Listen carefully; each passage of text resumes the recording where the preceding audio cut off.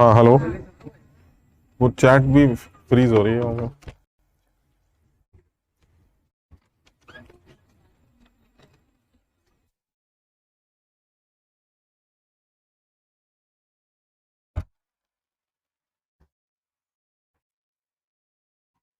हाँ भाई, good afternoon. कैसा रहा पेपर? सब लोगों ने पेपर दिया? एग्जाम जरूर देना भाई। हाँ हाँ, अब आवाज आएगी बेटा। अब वो माइक का थोड़ा सा इशू था, अभी क्लियर, अब आएगी। और उस पेपर में एक दो सवाल ऐसे थे जो थोड़ा सा डिफरेंस क्रिएट करेंगे, अदरवाइज पेपर इजी था। और मैंने बताया भी था कि पहला सवाल जो पहला टेस्ट होगा वो थोड़ा सा इजी रखा जाए। जैसे से और टेस्ट होंगे वो थोड़ा थोड़ा डिफिकल्ट होते चले जाएंगे, और इसी हिसाब से तैयारी होनी भी चाहिए हमारी। और तुमने देखा ये कि सारे सवालों में 20 सवालों में से एक दो सवाल ऐसे हैं, मैं उनका डिस्कशन भी तुम्हें दे दूंगा। एक दो सवाल ऐसे हैं जिसमें थोड़ा सा सोचना था, और मैंने जानबूझ के थोड़ा सा बेमानी की है इस टेस्ट में, तुम्हें बताया है मैंने। और मैंने डिस्प्रोपोर्शनेशन का भी एक सवाल डाला है। मैं देखना चाह रहा था क्लास में कितने बच्चे अलर्ट होकर सुनते हैं। तो जो बच्चे क्लास में अलर्ट होकर सुनेंगे वो रिवाइज किए बिना भी इसके सवाल कर सकते हैं।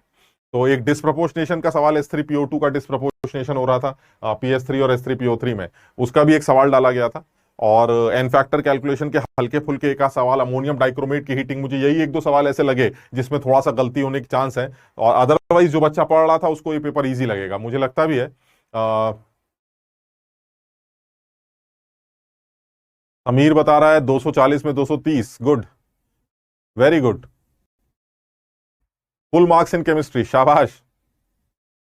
200 आए मेरे। रॉन्ग रिस्पॉन्स शीट, अच्छा। शाबाश। हाँ तो सही है यार। अब ये, लेकिन इससे ना खुश होना है ना परेशान होना है। मैंने बताया तुम्हें, खुश परेशान कुछ नहीं है यार। तैयारी तो किसी और ही इम्तिहान की चल रही है, एक अलग ही चीज है। उस दिन खुश हो जाएंगे तो मजा आ जाएगा, बस, है ना। तो बस ये है कि जो कमियां हैं उन कमियों को दूर करना है। और जो भी टेस्ट में अगर किसी बच्चे से 2 सवाल, 4 सवाल, 1 सवाल, 10 सवाल जो भी गलत हुए हैं, उनको नेक्स्ट पेपर में आने वाले जो भी पेपर होगा उसमें इस तरह की गलती दोबारा नहीं करनी है, बस। उसमें नई गलतियां होंगी, वो जो नई गलतियां होंगी उन नई गलतियों को दोबारा नहीं करेंगे, तो तीसरे पेपर में कुछ और गलतियां होंगी। धीरे धीरे करके आपकी सारी एरर्स जो है वो रेक्टिफाई होती चली जाएंगी, और फाइनल एग्जाम में एरर्स हमारी मिनिमाइज हो जाएंगी, जिसकी वजह से हमें नंबर अच्छे मिल सकते हैं।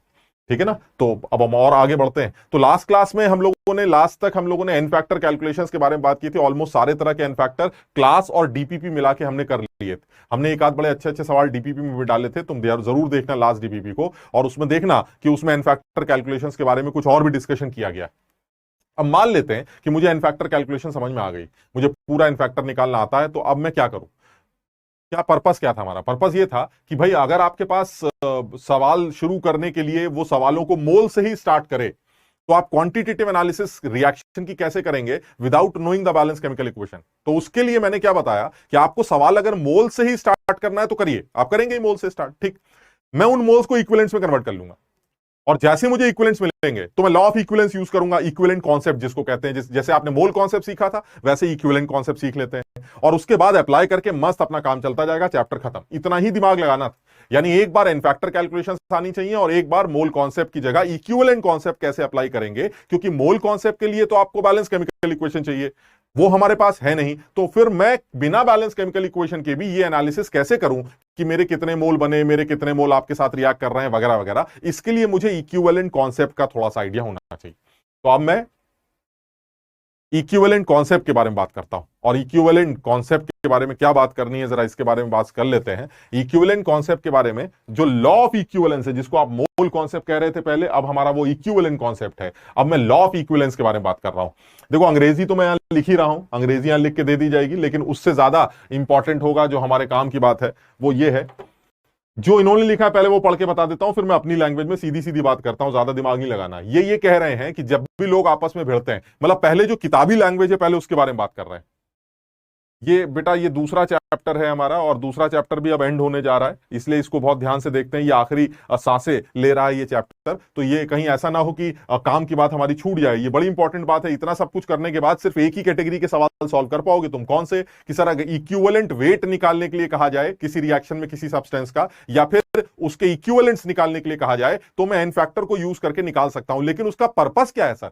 अब आते हैं उस पर्पस पे जो हमने जिस चीज को लेकर ये चैप्टर स्टार्ट किया था, कि भाई इक्वेशन तो नहीं है लेकिन क्या करें, है ना। तो अब उसका इस्तेमाल करके देखते हैं, ठीक। वो ये है कि इनके हिसाब से जो अंग्रेजी इन्होंने लिखी, कि जब कभी दो लोग आपस में भिड़ेंगे, इन्होंने ये लिखा है कि whenever two substances react, the equivalence of one will be equal to the equivalence of second, and that will be equivalence of product. यानी इनकी लैंग्वेज ये कहती है कि जब भी दो लोग आपस में रिएक्ट करेंगे, उन दोनों लोगों के इक्विवेलेंट्स आपस में बराबर होंगे और वही किसी भी प्रोडक्ट के इक्विवेलेंट्स के बराबर होंगे. This is law of equivalence. मैं इसमें थोड़ा सा मॉडिफिकेशन भी करूंगा, अभी तो मैं समझाता हूं कि मेरा मॉडिफिकेशन क्या होगा. वो ये होगा,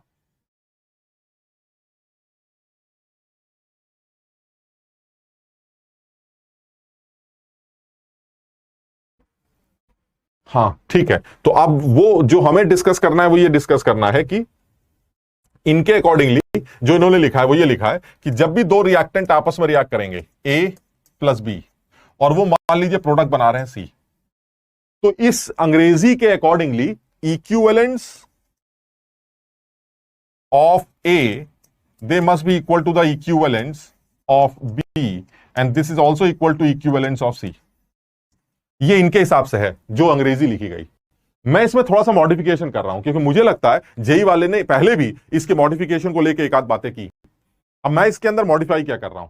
इनका कहना हमेशा, किताबों में हमेशा एक ही बात बोली जाती है कि whenever two substances are reacting. मैं यहां पर थोड़ा सा कलाकारी कर रहा हूं. कलाकारी क्या है, मेरा स्टेटमेंट लॉ ऑफ इक्विवेलेंस के लिए थोड़ा सा बदल जा रहा है. क्या बदल रहा है, मैं ये नहीं कहता कि जब दो लोग आपस में रिएक्ट कर रहे हैं, मैं ये कहता हूं कि जो भी आपस में भिड़ेगा उसके इक्विवेलेंट्स आपस में बराबर होंगे. बात खत्म. जो भी आपस में भिड़ेगा, इसका बड़ा गहरा मतलब है, इसको समझने की कोशिश करना. ए और बी अगर आपस में रिएक्शन में इन्वॉल्व, तो इसमें तो कोई शक ही नहीं है कि ए और बी को तो भिड़ना ही पड़ेगा. यानी जब दो रिएक्टेंट हैं तब तो दिमाग ही नहीं लगाना, दोनों लोग भिड़ेंगे तभी तो सी बनेगा. इसका मतलब ये हुआ कि अगर आपके पास सिर्फ दो रिएक्टेंट्स हैं तो ये दोनों आपस में रिएक्ट कर रहे होंगे और दोनों आपस में लड़ रहे होंगे, और जब भी दो लोग आपस में लड़ेंगे दोनों के इक्विवेलेंट्स आपस में बराबर होंगे. इसमें दिमाग लगाने की जरूरत ही नहीं है. लेकिन ऐसा भी तो हो सकता है कि दो की जगह तीन लोग आपस में भिड़ रहे हो, यह भी पॉसिबल है. अब ऐसे में यह भी पॉसिबल है कि ए बी सी मिलकर डी के साथ रिएक्ट कर रहा हो, तो यहां पर मेरा मॉडिफिकेशन काम आने वाला है. वो क्या है,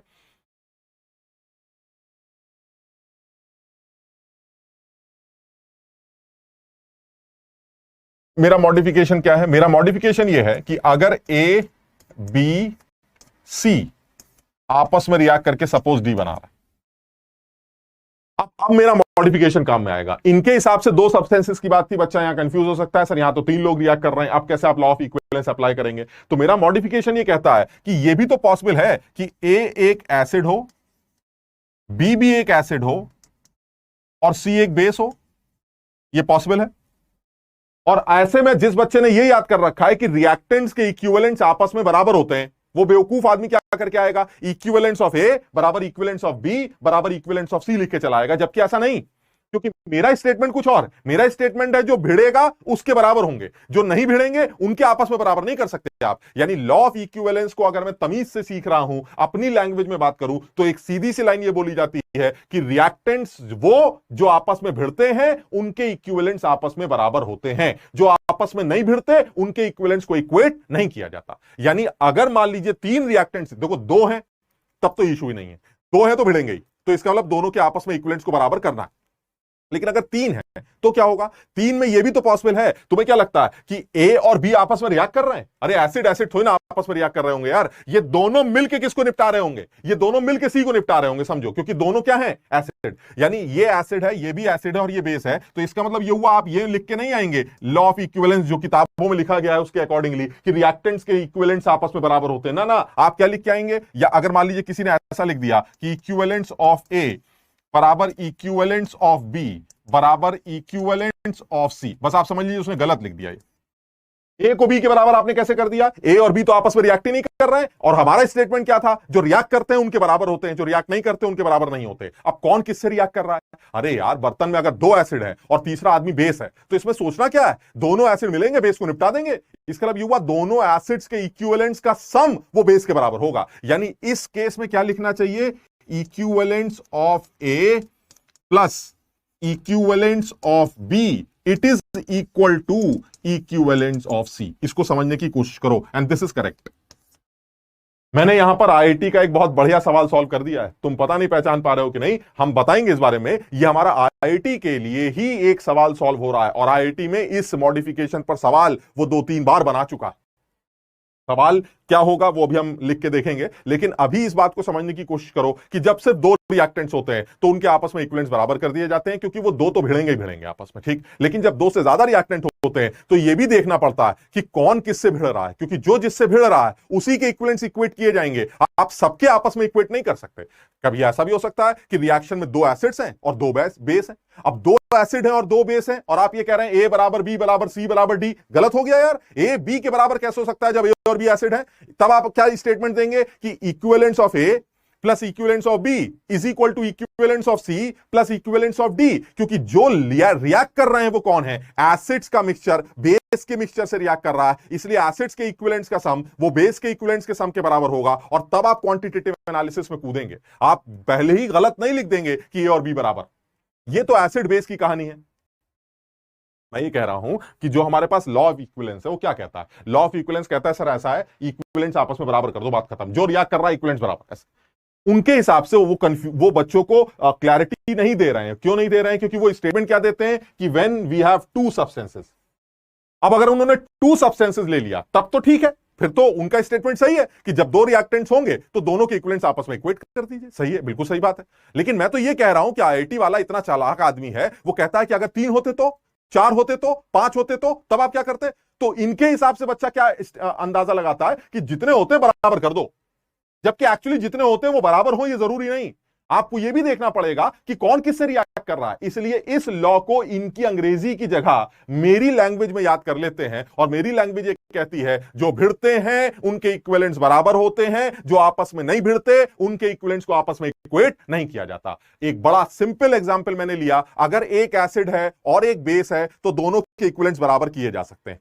लेकिन अगर दो एसिड हैं और एक बेस है तो इन दोनों एसिड्स के इक्विवेलेंस का सम वो बेस के इक्विवेलेंस से इक्वेट किया जाएगा। इन दोनों को आपस में इक्वेट नहीं कर सकते, क्योंकि ये दोनों आपस में नहीं भिड़ेंगे, क्योंकि एसिड एसिड आपस में रिएक्ट नहीं करेंगे। सबको ये बात क्लियर है एकदम? सबको यहां तक एकदम क्लियर है? हाँ अनन्या, ये पहली स्लाइड है मेरी। भाई देखो, ऐसा इसमें बिल्कुल वही सारी डिस्कशन चैट में होनी चाहिए जो अभी हम डिस्कस कर रहे हैं। इसके अलावा कोई भी डिस्कशन बिल्कुल नहीं होना चाहिए, ताकि जो मेन पॉइंट है उस पर हम आ सके।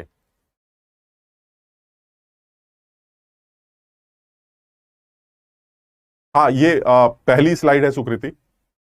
अब बिल्कुल ठीक है, यानी यहां तक सब लोगों को ये बात समझ में आ रही, ठीक। अच्छा, ऐसा भी, ये तो मैंने एसिड बेस रिएक्शन की बात कर ली कि दो एसिड ले लिए और एक बेस ले लिया, ये भी ठीक है। अच्छा, ये भी तो पॉसिबल है कि एक ऐसी रिएक्शन हो जो कि रिडॉक्स रिएक्शन हो, जिसमें रिड्यूसिंग एजेंट और ऑक्सीडाइजिंग एजेंट्स आपस में रिएक्ट कर रहे हो। हमने कहा ये भी ठीक है। लेकिन सोचो अगर एक रिड्यूसिंग और एक ऑक्सीडाइजिंग है तब तो ठीक है, बात खत्म हो गई। लेकिन सोचो दो रिड्यूसिंग है और एक ऑक्सीडाइजिंग है, या दो ऑक्सीडाइजिंग है एक रिड्यूसिंग है, तब क्या करेंगे? तब तीनों को बराबर कर देंगे? ना ना, हम क्या ध्यान रखेंगे कि ऑक्सीडाइजिंग एजेंट्स के इक्विवेलेंट्स का सम वो रिड्यूसिंग एजेंट्स के इक्विवेलेंट्स के बराबर होना चाहिए। आपस में बराबर नहीं कर सकते। क्यों? क्योंकि जो भिड़ते ही नहीं उनको आपस में इक्वेट नहीं किया जा सकता।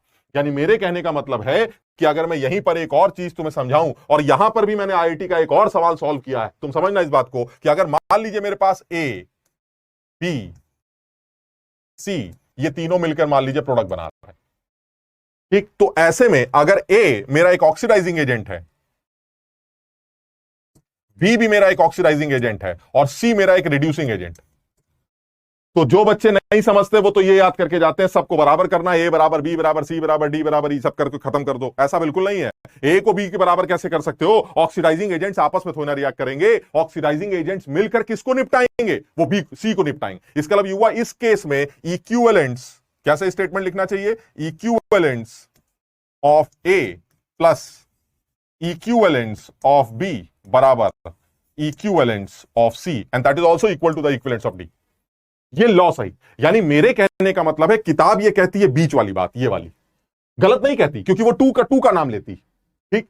मैं अपना स्टेटमेंट दे रहा हूं, जो भिड़ेगा बराबर होगा, जो भिड़ेगा, जो नहीं भिड़ेगा वो बराबर नहीं होगा। इसका एक एग्जांपल एसिड बेस रिएक्शन है, तुम्हारे सामने देख लीजिए एसिड्स के साथ क्या हरकत हो रही है। और दूसरा एग्जांपल है मेरे पास ऑक्सीडाइजिंग रिड्यूसिंग एजेंट का। अगर एसिड बेस रिएक्शन हो रही है तो आप चेक कर लीजिए कि कितने एसिड और कितने बेस इन्वॉल्व। अगर तीन एसिड और एक बेस है तो तीनों का सम बेस से इक्वेट कर दीजिए। एक एसिड एक बेस है तो दोनों को इक्वेट कर दीजिए। दो बेस एक एसिड है तो दो बेस को एसिड से इक्वेट कर दीजिए। अगर ऑक्सीडाइजिंग रिड्यूसिंग एजेंट्स की रिएक्शन यानी रिडॉक्स रिएक्शन हो रही है, तो अगर एक आरए और एक ओए है तो दोनों को आपस में इक्वेट कर दो। दो ओए और एक आरए हैं तो दोनों ओए का सम आरए से इक्वेट कर दो। मैं भी करके दिखाता हूं, तुम सिर्फ इसको समझने की कोशिश करो। और अगर दो आरए और एक ओए हैं तो दोनों आरए का सम ओए से इक्वेट कर दो।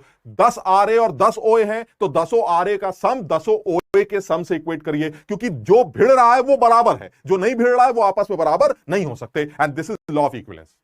सबको यहां तक क्लियर है? मैं एक एक करके एग्जांपल लेता हूं, तुम्हें समझ में आ जाएगा। बड़ा आसान सा कहानी। और आईटी में पूछे जाने वाले मुश्किल सवाल यही है, बच्चों को सबसे ज्यादा दर्द यही होता है कि सर हमें तो समझ में नहीं आ रहा कि ये पूछ क्या रहा है। ये एक लाइन में सवाल दे देता है, इक्वेशन मुझे पता नहीं होती, कहती मेरे 2 मोल, तुम्हारे कितने मोल से रिएक्ट कर रहा है। अरे सर इक्वेशन तो दीजिए, फट से बता देंगे। इक्वेशन आप देते नहीं, हम कैसे बता देंगे? आप जरा 1 मिनट के लिए रुकिए, आप सिर्फ समझिए इस बात को कि लॉ ऑफ इक्विवेलेंस का इंटरप्रिटेशन और उसका मॉडिफिकेशन क्या है। द इंटरप्रिटेशन इज ओनली 2 लोग रिएक्ट करेंगे, दैट इज इक्वल, बात खत्म।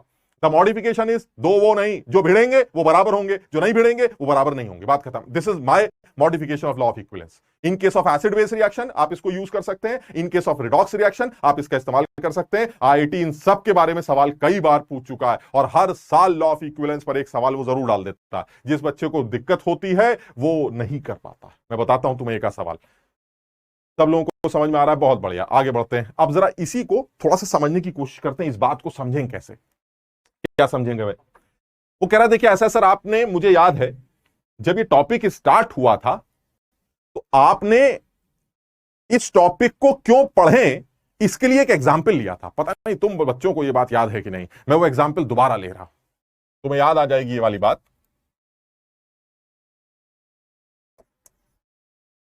KMnO4 reacts with iron oxalate FeC2O4 in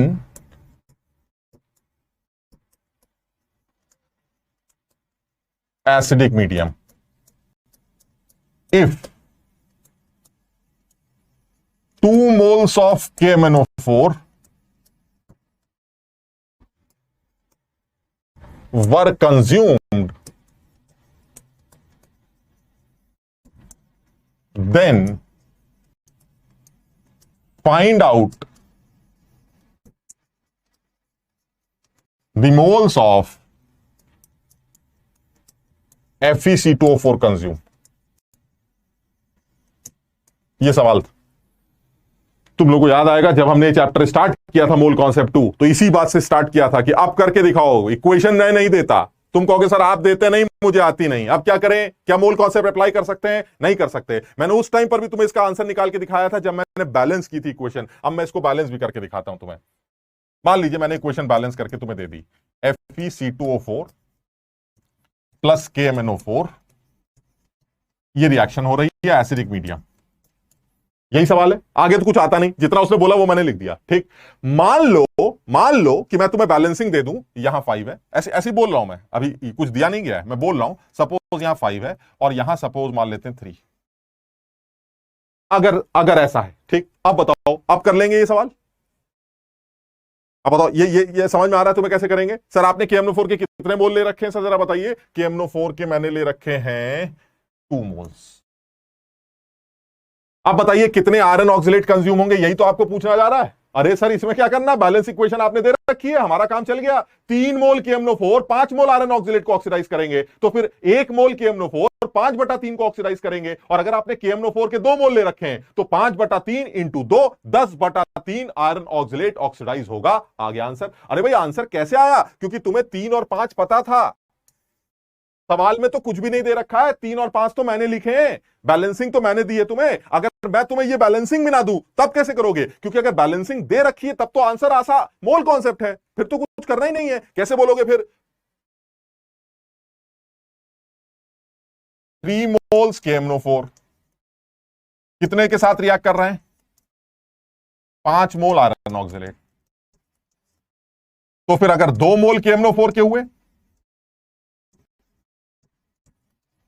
तो 5/3 गुणे 2 दैट इज 10/3।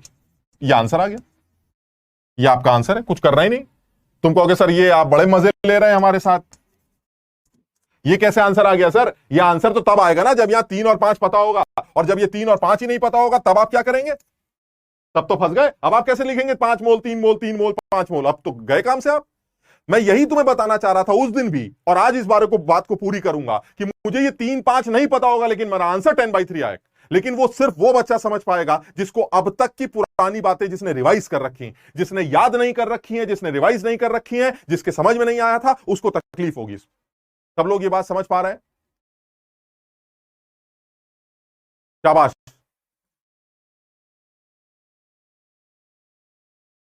देखते हैं जरा, अब जरा इस सवाल को करके देखते हैं कैसे करेंगे भाई। ये 5 और 3 की बैलेंसिंग तो मुझे पता नहीं, लेकिन क्या तुम सब लोग ये बात मानते हो कि KMnO4 एक ऑक्सीडाइजिंग एजेंट है और FeC2O4 को वो ऑक्सीडाइज करेगा? इसका मतलब FeC2O4 KMnO4 को रिड्यूस करेगा, इतना तो हमें पता है। क्या तुम कुछ रिएक्शन भी लिख सकते हो? मैं बैलेंस की बात नहीं करता, कुछ लिख सकते हो तुम? हाँ सर मैं कुछ लिख सकता हूं, क्योंकि आपने कुछ कुछ मुझे याद करने के लिए बोला था। क्या क्या लिख सकता हूं मैं जरा देखता हूं। FeC2O4 plus KMnO4 acidic medium में, एक चीज तो क्लियर है सर, Fe+3 बने। सब लोगों को यह बात याद होगी, आयरन का +2 ऑक्सीडेशन स्टेट, ऑक्सिलेट -2 होता है, आयरन +2 होगा, +2 ऑक्सीडाइज होकर किसमें चला जाएगा? +3 प्लस। सर CO2 जरूर बनेगी, क्योंकि आपने हमें याद करवाया है क्या कि सर ऑक्सिलेट ऑक्सीडाइज होकर CO2 में जाता है। मैंने कहा हाँ, याद तो करवाया। और आगे बढ़ते हैं सर, एक चीज और याद करवाई है आपने कि मैग्नीज जो है वो +2 में कन्वर्ट होगा, मैग्नीज +2 में जाएगा सर। क्यों? क्योंकि एसिडिक मीडियम में KMnO4 का +7, ये देख रहे हो +7, ये +2 में कन्वर्ट होता है, क्योंकि एसिडिक मीडियम में KMnO4 का फैक्टर 5 होता है। देखो याद कर लोगे ना तो उस दर्द से बचोगे, बाकी मर्जी तुम्हारी। दर्द क्या था सर? सारी दुनिया के रिएक्शंस याद करने के लिए आप कह रहे हैं, मैं उसको बिल्कुल नहीं कह रहा हूं। मैं कह रहा हूं कुछ तो याद कर लो, और वो कुछ बातें हैं जो बड़ी इंपॉर्टेंट जोर दे के बोली गई थी और तुमसे कहा गया था कि आप इसको याद रखने की कोशिश करिए।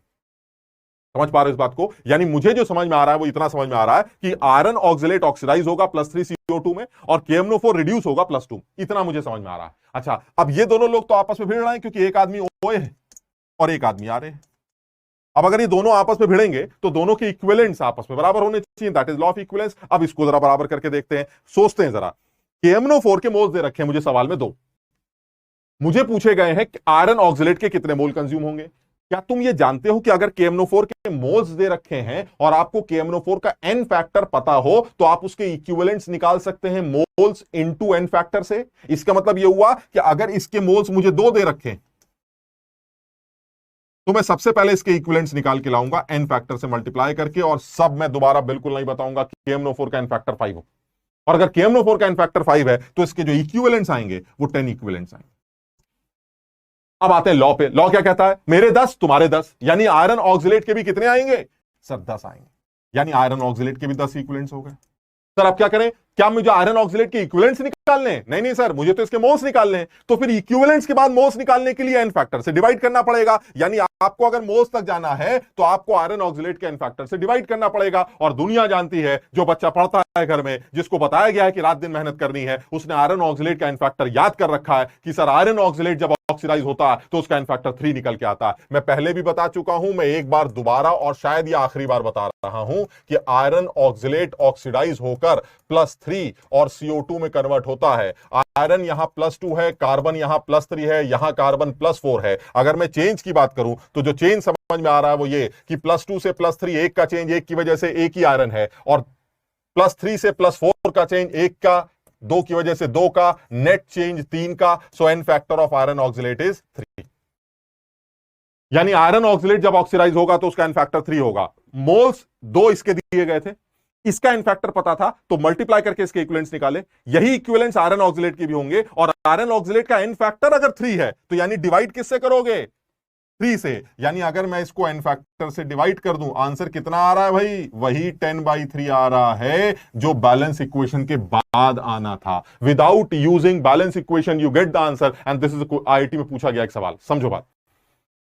लेकिन ये मुश्किल क्यों है सर? ये तो बड़ा मुश्किल क्यों है? मुश्किल इसलिए कि सर मैंने याद ही नहीं कर रखा कि KMnO4 का एसिडिक मीडियम में n फैक्टर 5 होता है। मैंने याद ही नहीं कर रखा कि KMnO4 एसिडिक मीडियम में +2 में कन्वर्ट होता है। मैंने ये याद ही नहीं कर रखा है कि आयरन ऑक्सिलेट के ऑक्सीडेशन में उसका n फैक्टर 3 आता है, क्योंकि आयरन 2 से 3 में जाता है और ऑक्सिलेट हमेशा CO2 में कन्वर्ट होती है। सर मैं ये सब याद नहीं करूंगा। अगर आप ये सब याद नहीं करेंगे तो इस चैप्टर को बंद कर दीजिए, ये उन्हीं गधों में शामिल हो जाइए जिनको मुश्किल चीजें मुश्किल लगती थी और हम भी मुश्किल ही समझकर आंख बंद कर लेंगे, आसान आसान चीजें सीख के जाएंगे और ये उम्मीद करेंगे कि हमें जेईई में अच्छे नंबर मिल जाए। हमें उम्मीद कम है कि ऐसी सोच से आप अच्छा नंबर तो नहीं ला सकते। इसीलिए जिस चीज के लिए जोर दिया जा रहा है, क्योंकि हमारा एक्सपीरियंस है, जिस चीज के लिए जोर दिया जा रहा है उस चीज को तो सीखा करो भाई। उस चीज के लिए अगर बोला गया है कि आयरन ऑक्सलेट का फैक्टर याद करना है, यार मैंने जानबूझ के सारे एग्जांपल ऐसे कराए जो आईटी में या तो आते हैं या अब तक पूछ चुका है, ताकि तुम्हें झंझट ही ना पड़े। तुम्हें एकदम से FeC2O4 देख के लगे इसका तो 3 हो गया, कर रखा है, बहुत बार कर रखा है, कोई झंझट नहीं। सब लोग इसको समझने की कोशिश करो। ये सब लोगों के बात समझ में आ रही है? मोल से ये क्वेश्चन कर सकते हैं यार, मोल से ये क्वेश्चन कर सकते हैं, बिल्कुल कर सकते हैं, लेकिन उसके लिए फिर ये 5 और 3 का पता होना चाहिए था ना यार। ये 5 और 3 मुझे पता नहीं है, आपको इक्विवेलेंट कॉन्सेप्ट लगाना पड़ेगा। कुछ लोग ये 5 और 3 भी लगाना जानते हैं, मैं अभी बताता हूं कैसे 5 और 3 आएगा। लेकिन ये जब मुझे कुछ पता ही नहीं है तो इतना तो पता है 2 लोग भिड़ रहे हैं, अब जब 2 भिड़ेंगे दोनों को इक्वेट कर दो। अब बस क्या इक्वेट करें, कहां से शुरू करें? 1 के मोल से सवाल शुरू हुआ, उसके एन फैक्टर से मल्टीप्लाई करके इक्विवेलेंट्स निकाल लिए, वही इक्विवेलेंट्स दूसरे से बराबर कर दिए और दूसरे के एन फैक्टर से डिवाइड करके दूसरे वाले के मोल्स निकाल लिए, खत्म। उसके मोल से उसके इक्विवेलेंट्स, इसके इक्विवेलेंट से इसके इक्विवेलेंट्स, इसके इक्विवेलेंट से इसके मोल, खेल खत्म। 2 मिनट की कहानी। बातें याद हैं तो 2 मिनट, नहीं याद है तो सूखते रहिए, आपको नहीं समझ में आएगा। सब लोग इस बात को समझ पाए? अनुराग शाबाश, कोमल वेरी गुड, महेश के समझ में आया, वेरी नाइस, कबीर के समझ में आया, कई बच्चों ने लिखा है क्लियर। लेकिन जिन लोगों को कम समझ में आ रहा है वो अपने पन्ने फड़फड़ाएं। अगर वो नोट कर रहे हैं तो वो पन्ने फड़फड़ाएं। देखो कहां से पढ़ रहे हो, कितना पढ़ रहे हो और क्या क्या पढ़ रहे हो मुझे पता नहीं, लेकिन जो मैं करा रहा हूं अगर वो कर रहे हो तो इस तरह के आने वाले जो जेईई में पूछे गए सवाल थे या जो आने वाले इक्विवेलेंस के सवाल होंगे वो तुमसे बन जाएंगे। तुम ज्यादा दिमाग मत लगाओ, लेकिन कम से कम उतना तो करो यार जितना करने के लिए कहा जा रहा है। बहुत स्पेसिफिक चीजें डिस्कस कर रहे हैं, बहुत क्लियर चीजें डिस्कस कर रहे हैं। उस चक्कर में हो सकता है एक आध बहुत बेसिक चीज छूट रही हो हमसे, लेकिन वो तुम कर भी सकते हो। तुम ये खुद से नहीं कर सकते, लेकिन कुछ बहुत बेसिक चीज तो तुम कर सकते हो, उसमें तो कोई दिक्कत ही नहीं। इसलिए कोशिश करो कि इन सारी चीजों को बिल्कुल घोट के दिमाग में भर लिया जाए। बहुत बढ़िया, ज्यादातर लोगों की बात समझ में आ रही। मैं बिल्कुल इसी तरह का एक सवाल, सब लोग समझने की कोशिश करना, सबको आंसर आ गया, बिल्कुल सीधा है। आप बैलेंस कर लेते तो भी आंसर आ जाता। आप या तो मोल कॉन्सेप्ट से सॉल्व करवा लीजिए या इक्विवेलेंट कॉन्सेप्ट से सॉल्व करवा लीजिए। सर मोल कॉन्सेप्ट से सॉल्व करने के लिए बैलेंस केमिकल इक्वेशन दे दीजिएगा, यहां 5 और यहां 3 लगा के दे दीजिएगा, हम सॉल्व कर लेंगे। आप नहीं लगाएंगे तो या तो मैं लगाना जानता हूं 5 और 3 तो भी ठीक है, और नहीं तो मैं इक्विवेलेंट कॉन्सेप्ट से सॉल्व कर लूंगा, बात खत्म। ये 5 और 3 मैं लगाना जानता हूं, मैं तुम्हें अभी बताऊंगा कि 5 और 3 कैसे आ रहा है, इसको भूल जाते हैं अभी। ठीक, सब लोगों के यहां तक बात समझ में आ गई है? ठीक, बिल्कुल मिलता जुलता, सेम, बिल्कुल मिलता जुलता। देखते हैं अब किस किस को वो बातें याद है जो तो कराई गई थी। देखते हैं, एक और सवाल लिखते हैं।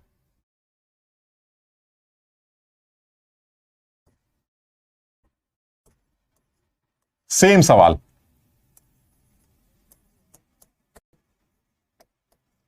ये सब वो सवाल हैं जिनको देख के जान सूखती थी तुम्हारी।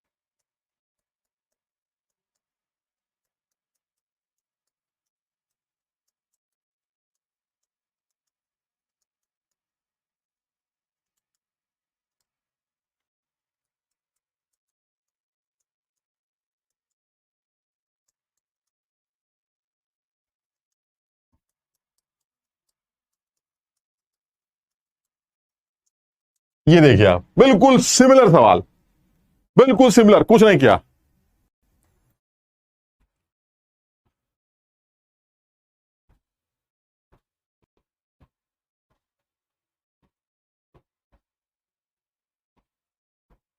$100 ml of 0.1 molar KMnO4 is used to completely oxidize 0.15 molar FeC2O4। Same सवाल है, देखो सेम सवाल एकदम।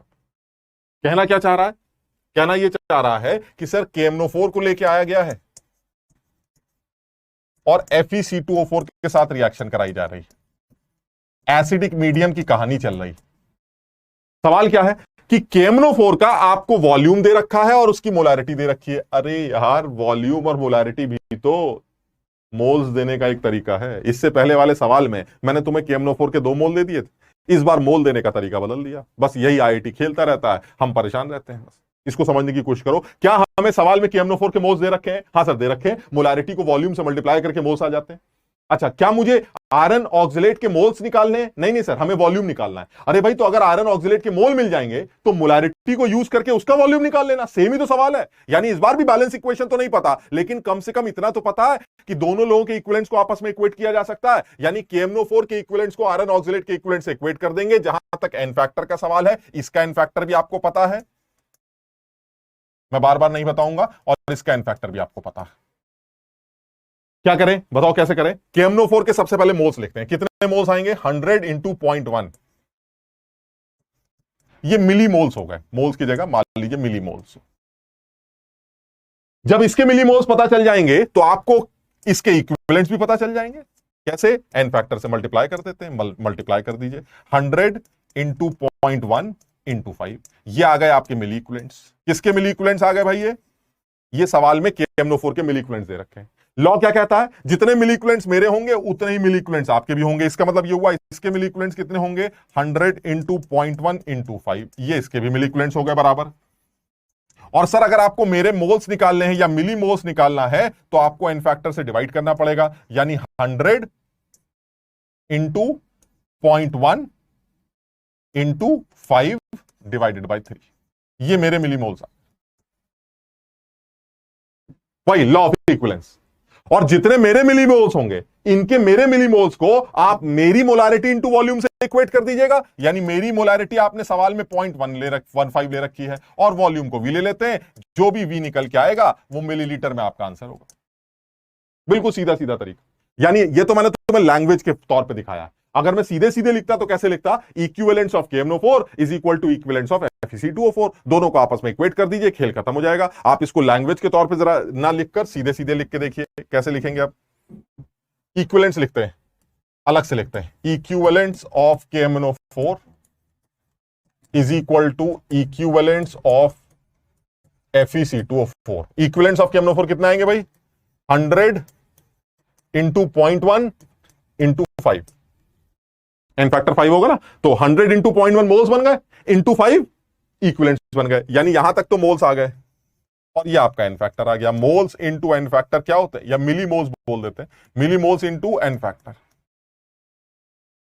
ये आपके इक्विवेलेंट्स हो गए। अच्छा, यही इक्वेट कर देते हैं सामने वाले के इक्विवेलेंट्स के साथ। सामने वाला आदमी कौन है सर? FeC2O4। उसके इक्विवेलेंट्स कैसे निकालेंगे? उसके मोल्स कितने होंगे?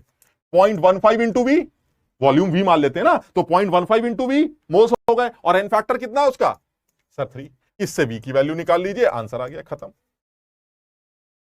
करना यह है हमें, जो मैंने इतने लंबे तरीके से करके दिखाया है तुम्हें, वो एक्चुअली ये है कि दोनों के इक्विवेलेंट्स को आपस में इक्वेट करिए, वॉल्यूम कैलकुलेट करिए, जो भी वॉल्यूम निकल के आएगा वो आपका आंसर हो।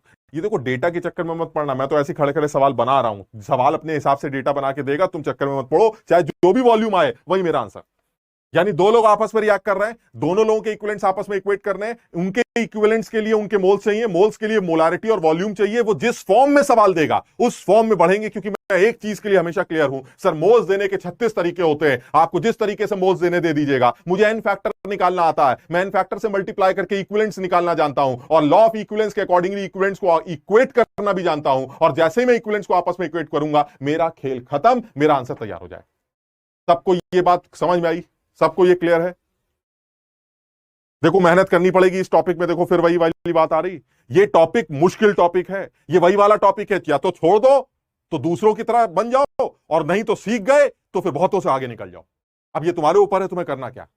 जो बच्चा पुरानी चीजें नहीं याद करके आया है उसको तकलीफ होगी, और जो पुरानी चीजें याद करके आया है वो समझ जाएगा। जितने लोग इसमें यस लिख रहे हैं और आंसर बता रहे हैं, उन सबको इसलिए समझ में आ रहा है क्योंकि उन्होंने पुरानी चीजें याद की, और जिन्होंने पुरानी चीजें याद नहीं की हैं वो उल्टी सीधी चीजें लिख रहे हैं। सबके समझ में आया ये? शाबाश। अविनाश, कमल, तनुज, वेरी गुड। निलय, विष्णु, शोभित, आशुतोष, महेश, चंद्रकांत, वेरी गुड। सब लोग, काफी लोग ये समझ पा रहे हैं। बस इस बात का ध्यान रखना, आंसर मिलीलीटर में देना है या लीटर में, वो सवाल के ऑप्शन से देख लेना। तुम्हारा जो आंसर अभी आएगा वो मिलीलीटर में आएगा, बिकॉज तुमने यहां मिली मोल्स निकाले थे, क्योंकि ये वॉल्यूम मिलीलीटर में लिया ना, तो ये मिलीलीटर में ही वॉल्यूम आएगा ये वाला। अगर उसको लीटर चाहिए तो इसको लीटर में कन्वर्ट कर लेना बाद में। वो ये सब बेसिक चीजें हैं, तुम्हें पता है, इतने सवाल करने के बाद तुम्हें ये बातें पता चल जाएंगी। मैं और करता हूं, मैं इसी तरह के सवालों की और प्रैक्टिस करता हूं, थोड़ा सा और करते हैं, एक सवाल और करते हैं इसी तरह। अब देखते हैं किसको याद।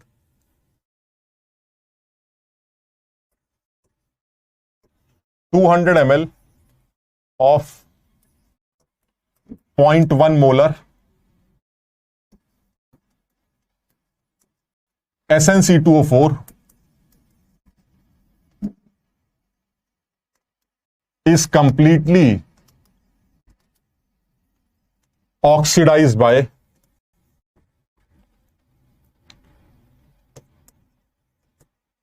100 ml of KMnO4 solution in acidic medium. Find out, क्या पूछूंगा मैं? Molarity. Find out the molarity of KMnO4 solution. बिल्कुल सेम सवाल, लेकिन सर इस बार बिल्कुल आईआईटी वाला, बिल्कुल आईआईटी के एडवांस लेवल पर एक छोटा सा ऑब्जेक्टिव, बढ़िया नंबर देके जाएगा। लेकिन मुश्किल क्यों है? मुश्किल ये कि सर ये सब हम कैसे करेंगे, हमें क्या पता है SnC2O4 KMnO4 से रिएक्ट करके क्या करता है। यही तो सीखना था यार, इसलिए तो इतने दिनों से इन क्लासेस में ये सीख रहे हैं, ताकि लास्ट में आके तकलीफ ना हो। अगर हम शुरू में इन चीजों को जल्दी वाइंड अप करने के चक्कर में रहते तो हो सकता है चैप्टर अब तक खत्म भी हो जाता, लेकिन फिर हर सवाल में तकलीफ आती। इसलिए मैंने बहुत जोर दिया है कि एन फैक्टर कैलकुलेशन सॉल्ट्स की कैसे की जाती है, उनका यूज क्या है, इलेक्ट्रॉन ट्रांसफर कैसे चेक किए जाते हैं, इसलिए मैंने इतना टाइम लगाया। अब आप देख लीजिए यहां पर क्या क्या है। अब आपको अगर याद हो तो देख लीजिए, कुछ इक्वेशन तो मैं लिख सकता हूं सर, मैं पूरी इक्वेशन तो नहीं लिख पाऊंगा क्योंकि मैं इतना काबिल नहीं हूं, लेकिन कुछ कुछ तो लिखना जानता हूं। हालांकि इक्वेशन की जरूरत नहीं है, लेकिन मैं कुछ कुछ लिखना जानता हूं। अगर कोई मुझसे कहे कि सर ये कुछ तो बता दीजिए, इसके अंदर कुछ तो लिखना बता दीजिए, तो चलिए मैं कुछ लिख के दिखा देता हूं आपको। एक ले लेता हूं SnC2O4 और एक ले लेता हूं KMnO4। मीडियम का माहौल बना दिया एसिडिक। अब बताइए मैं क्या क्या लिख सकता हूं? सर देखिए, ऐसा मुझे जितना आपने बताया है वो ये है कि KMnO4 एसिडिक मीडियम में Mn+2 में कन्वर्ट होता है।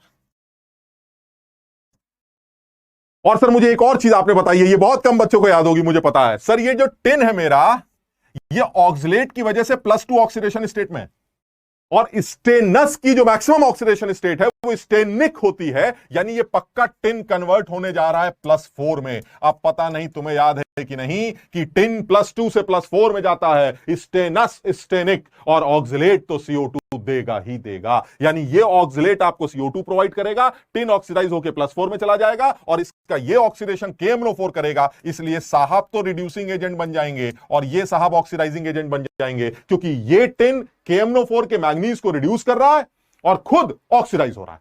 यहां तक क्लियर है सबको? अब अगर दोनों लोग आपस में इक्वेट कर दिए जाएं, दोनों के इक्विवेलेंट्स आपस में इक्वेट कर दिए जाएं, तो काम चल जाएगा, खत्म हो गया सवाल 1 सेकंड में। बस मुझे बताओ, इक्विवेलेंट जब इक्वेट करोगे तो मोलैरिटी की वजह से तुम्हें मोल्स मिलेंगे, लेकिन तुम्हें एन फैक्टर भी चाहिए होगा, इसका मतलब। और एन फैक्टर पता नहीं तुम में से किस किस को याद है ये वाली बात। मुझे तो याद है कि सर इस बार एन फैक्टर 4 और इसका एन फैक्टर 5 आएगा। अब पता नहीं तुम्हें ये बात समझ में आ रही है कि नहीं, जरा चेक करो। टिन गया 2 से 4, 2 का चेंज, 1 की वजह से एक ही टिन। कार्बन याद है तुम्हें, यहां +3 हुआ करता था, ऑक्सिलेट तो याद कर लिया होगा, यहां +3, और CO2 में +4 होता है। कार्बन गया सर 3 से 4, 1 का चेंज, 1 की वजह से कार्बन भी छोड़ रहा है, स्टिन भी छोड़ रहा है, सब छोड़ रहे हैं, सारे इलेक्ट्रॉन जोड़ दीजिए सर। या 2 से 4, 2 का चेंज, 3 से 4, 1 का चेंज, 1 कार्बन की वजह से, और कार्बन कितने? 2, यानी 2 कार्बन की वजह से छूटे, 2 टिन की वजह से छूटे, टोटल कितने छूटे? 4। यानी n factor of stannous oxalate is 4 and the n factor of KMnO4 is 5. Now the equivalents equate कर देते हैं, लॉ ऑफ इक्विवेलेंस को बुलाते हैं, काम खत्म करिए अपना, 1 सेकंड का कहानी है। लॉ ऑफ इक्विवेलेंसेस, इक्विवेलेंस या मिली इक्विवेलेंट, जो भी लिखना है तुम्हें, equivalence of SnC2O4 is equal to equivalence of KMnO4। SnC2O4 के इक्विवेलेंट्स कितने होंगे भाई? मोल्स कितने SnC2O4 के दिए गए? हाँ दिए गए सर, ये देखिए 200 इंटू 0.1 और एन फैक्टर कितना है सर? ये आके इक्विवेलेंट्स आ गए। और यही इक्विवेलेंट्स किसके होंगे सर? KMnO4 के होंगे। KMnO4 के इक्विवेलेंट्स कैसे निकालेंगे सर? वॉल्यूम तो दे रखा है, मोलैरिटी नहीं दे रखी। अरे तो मान लो ना यार मोलैरिटी, यानी वॉल्यूम हो गया हमारा 100, मोलैरिटी को मान लेते हैं m, और एन फैक्टर हो गया हमारा 5। इससे आप m कैलकुलेट कर लीजिए, जो भी आंसर उल्टा सीधा, क्योंकि मैंने डेटा तो याद नहीं कर रखा है, जो भी आंसर आएगा उसी को टिक कर देंगे। Divided by 4 divided by 100 into 5। 100 से ये साहब उड़ गए, 2 बचा, और ये आ गया आपका 0.8 बाय 5 मोलर। ये आंसर है। आ रहा है भाई किसी का? 0.016 आ रहा है। हाँ बिल्कुल सही, शाबाश, अरे बहुत बढ़िया। आयुष सही बता रहा है। छवि 2/5, 2/5 तो नहीं लग रहा यार ये। इसको चेक करो एक बार। टॉमिक, ये भी चेक करो। अनन्या, आंसर चेक करो भाई। ये या फिर मैंने गलत किया है क्या? एक बार जरा चेक करना।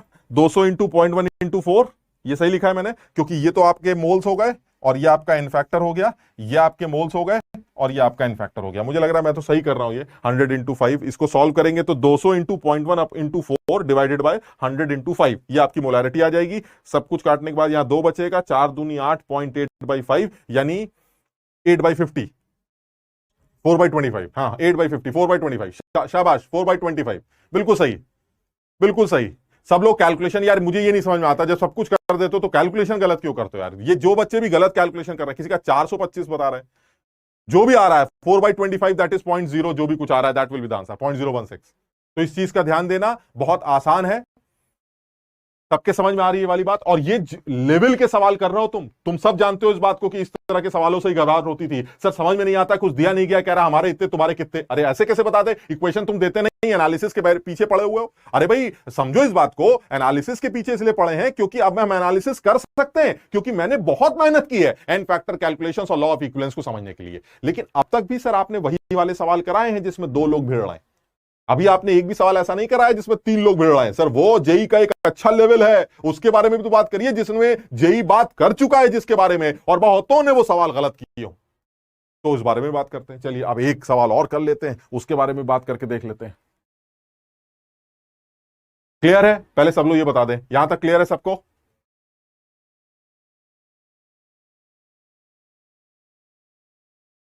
हाँ, ये पॉइंट और डिवाइड का टाइप नहीं होता साइन, जिसकी वजह से कुछ लोगों के आंसर मुझे गलत नजर आते हैं। और मैंने पहले भी बोला था, बिल्कुल चक्कर में मत पड़ना, मस्त रहना, आंसर सही आना चाहिए, ऐसी की तैसी। मुझे जो लग रहा है लगने दो, तुम्हारा आंसर सही आना चाहिए, बिल्कुल सही। बहुत बढ़िया, वॉल्यूम सही आ रहा है, ये आ रहा है और तुम समझ रहे हो इस सवाल में क्या क्या कर सकता था? और बताओ क्या क्या कर सकता था? इसकी इसमें एम गोल कर दे, उसका एम दे दे, उसका एम गोल करके इसका एम दे दे, इसका वॉल्यूम गोल कर दे। अरे यार वो कुछ कर ले, इक्विवेलेंस को इक्वेट करना, बात खत्म करो, कहां चक्कर में पड़ो? 36 तरह के सवाल बना लो, यही खड़े खड़े तुमसे बन जाएंगे। वो तो मैं कम टाइम लगाना चाह रहा हूं इसलिए सवाल नहीं बना रहा हूं, वरना इसी सवाल के 10 सवाल और बना सकता हूं। लेकिन वेट, वेट पूछ लूंगा, टिन ऑक्सिलेट का कितना वेट कंज्यूम होगा? KMnO4 के साथ 10 मोल रिएक्ट करेगा, तो मेरी बात समझ रहे हो? तो आप टिन ऑक्सिलेट के SnC2O4 के मोल्स निकाल लाएंगे, उससे उसका वेट निकाल लीजिएगा। अरे यार कहानी एक ही है। जिसको ये समझ में आ गया मोल्स देने के 36 बातें होती हैं, 3600 तरीके हमें पता है। इक्विवेलेंट लॉ ऑफ इक्विवेलेंस का ये तरीका, इन फैक्टर की जरूरत पड़ती है, वो मुझे आता है। अब क्या खेलना है सर? खेलते रहिए, हम भी खेलते रहेंगे आपके साथ। 3600 सवाल आप दे दीजिए, 36 हमसे ले लीजिए, हो गया सॉल्व, कुछ करना ही नहीं। क्लियर है? शाबाश। हाँ नॉर्मालिटी का भी टर्म आता है, धीरे धीरे, एक सेकंड रुको, अभी नॉर्मालिटी का भी टर्म डालते हैं। यहां तक क्लियर है? एक सवाल और करते हैं जरा, अब की थोड़ा सा वो वाली बात करते हैं जो जेई जिसपे मजे मजे लेता है बच्चों के, ठीक?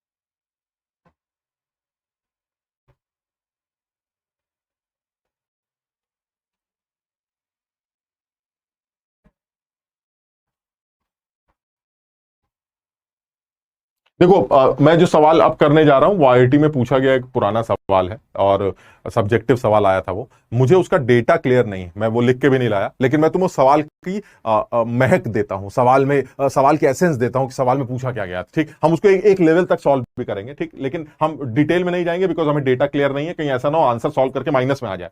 समझ लो ना, तो हम सिर्फ सवाल समझने की बात कर रहे हैं। सवाल एक्चुअली था क्या? सवाल ये था, मैं ऐसे रफ रफ उल्टा सीधा डेटा डाल रहा हूं। 10 ग्राम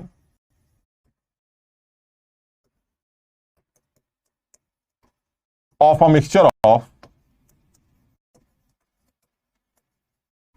KMnO4 and K2Cr27 reacts with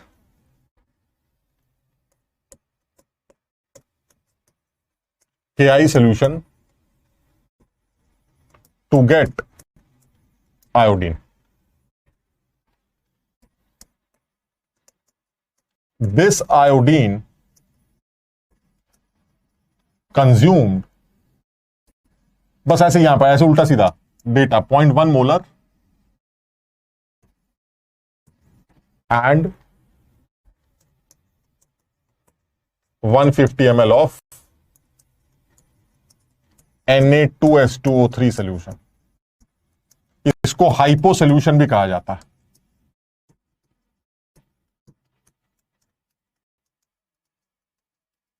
find out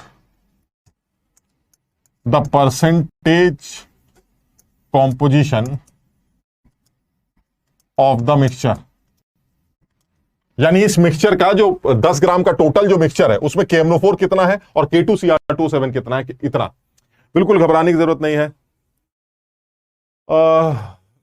0.24, हाँ यही है यार, ये 0.24 ग्राम था। ये कुछ बच्चों ने ले लिया सवाल, भाई मुझे याद नहीं है, मैंने ऐसी अपनी तरफ से उल्टा सीधा बना दिया। मैं एक्चुअली तुम्हें बात समझाना चाह रहा हूं, ये डेटा वेटा तुम्हें किताबों में मिलेगा, खूब अपने सवाल फोड़ते रहना अपना। अब सोचो तो 0.24 लिखूंगा तो आधे लोगों की तो जान वहीं सूख जाएगी। सर 10 ग्राम कितना खूबसूरत लगता है, 0.24 से दर्द होता है क्योंकि कैलकुलेशन आ जाती ना, तो मैं उस दर्द को ही अवॉइड कर रहा हूं क्योंकि वो दर्द तुम्हें घर में मिल ही रहा होगा। ठीक, सर यू आर ग्रेट, अच्छा ठीक है बेटा, ये समझते रहो। ठीक, खुशी के समझ में आया। ठीक, अच्छा अब इसमें बात करते हैं ये कह क्या रहा है। तो पहले तो सवाल ऐसा लग रहा है जैसे सीक्वेंस में चल रहा है। सीक्वेंस में कैसे चल रहा है कि भाई एक बर्तन है, बर्तन में KMnO4 और K2Cr27 पड़ा हुआ है, वो Ki से रिएक्ट कर रहा है, I2 निकल रही, ये I2 हाइपो को खा रही। कितना हाइपो खा रही है ये पता, बताइए मिक्सचर। अरे हमने कहा सर कैसी बातें कर रहे हो, नीचे पूंछ दे रखी है और सर तक जाना है कि मिक्सचर का कॉम्पोजिशन, ये कैसे करेंगे, इक्वेशन तो कुछ आती नहीं हमें। तो हमने कहा भाई ये छोड़ो ना यार, अब तो बड़े हो चुके हैं, इक्वेशन से क्या लेने देना भाई साहब, अब तो लॉ ऑफ इक्विवेलेंस लगेगा खटाखट 1 सेकंड में। कैसे, सबसे पहले एक बर्तन लेते हैं, उस बर्तन में 2 आदमी भर दिए, एक है मेरा KMnO4 और एक है मेरा K2Cr27। ये रिएक्ट कर रहा है Ki से। वैसे मैं बताऊं तुम्हें, सवाल जो आईआईटी में दिया गया था ना, उसमें मीडियम प्रोवाइड किया था कि एसिडिक मीडियम, मैंने तुम्हें प्रोवाइड नहीं किया है क्योंकि मैं तुमसे एक चीज और जानना चाह रहा हूं। मैं थोड़ा सा और मुश्किल सवाल बना रहा हूं क्योंकि बहुत सारे बच्चे जिनको सब कुछ आता है वो यहीं आके सवाल छोड़ देंगे कि गलत सवाल दिया गया है क्योंकि मीडियम नहीं दे रखा। तुम सबको पता कि KMnO4 का अलग अलग मीडियम मैन्युफैक्चर बदलता रहता है, तो इसलिए सवाल का आंसर बदल जाएगा। लेकिन हम कह रहे हैं ऐसी की तैसी, जो बहुत समझदार है वो फिर भी ये सवाल कर लेगा। कैसे, मैंने ये भी छुपा लिया, जो आईटी में तुम्हें दे रखा था मैंने उसको भी छुपा लिया कि ठीक है अगर वो भी ना दिया गया होता तो भी मैं सवाल कर लेता। चलो करते हैं जरा इस बात को। KMnO4 प्लस K2Cr27 प्लस Ki मिल रहे हैं, हमें नहीं पता क्या क्या हो रहा है क्या नहीं हो रहा, इतना पता चल रहा है कि I2 बन रही और ये I2 हाइपो को खा रही।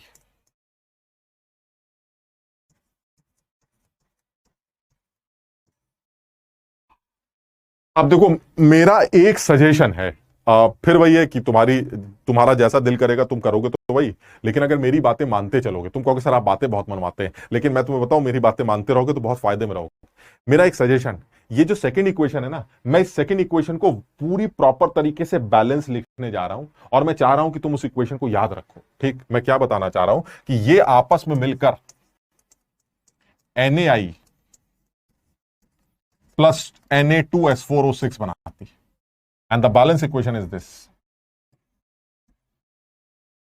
मेरा ये सजेशन है कि आप आयोडीन की हाइपो से होने वाली इस रिएक्शन को हमेशा याद रखें। और अब देखते हैं कितने बच्चे इस बात को लर्न करेंगे या मेरी बात को तवज्जो देंगे। मेरा ये गुजारिश है तुमसे कि तुम इस इक्वेशन को लर्न करो, क्योंकि आगे भी बहुत काम आती है। ठीक, इसका मतलब ये हुआ कि एक्चुअली हो क्या रहा है, हो ये रहा है कि सर KMNO4 और K2Cr27 KI आपस में रिएक्ट करके I2 बना रहे हैं और ये आयोडीन हाइपो को खा रही है। अच्छा, कितना हाइपो खा रही है ये तो सर हमें कुछ कुछ दिखाई दे रहा है, क्योंकि आपने मुझे बताया है कि हाइपो का 0.1 मोलर और 150 ml खाया जा रहा है। इसका मतलब ये हुआ हाइपो के मुझे किसी ना किसी तरह से मोल्स नजर आने लगे। ठीक, अब आपने दिया तो हाइपो का कंजम्पशन है, पूछा KMNO4 और K2Cr27 के बारे में। सर ये तो बात बड़ी अजीब सी लग रही है, ये तो बहुत ही लेंदी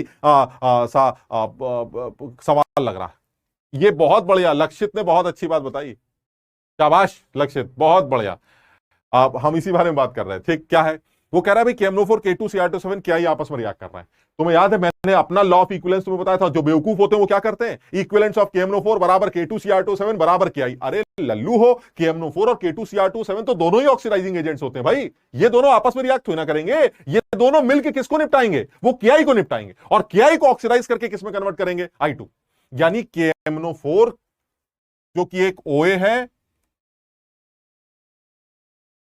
K2Cr27 जो कि एक OA है, वो इसके साथ रिएक्ट कर रहा है। And this is my modification जो IIT यूज कर चुका है। समझो बात, ये मेरा मॉडिफिकेशन है जिसको मैंने बताया था, वो यही बताया था कि जब दो लोग तीन लोग आपस में भिड़ते हैं तो उनमें ये चेक कर लिया करो कि कौन ऑक्सीडाइजिंग एजेंट है कौन रिड्यूसिंग एजेंट। कुछ लोग कहेंगे सर ये कैसे पहचानेंगे, बहुत आसान है, आप सबको पता है कि और ये मैंने शायद टेस्ट में भी ये सवाल दिया, ध्यान से देखना। KMNO4 में मैग्नीज +7 है और क्रोमियम +6।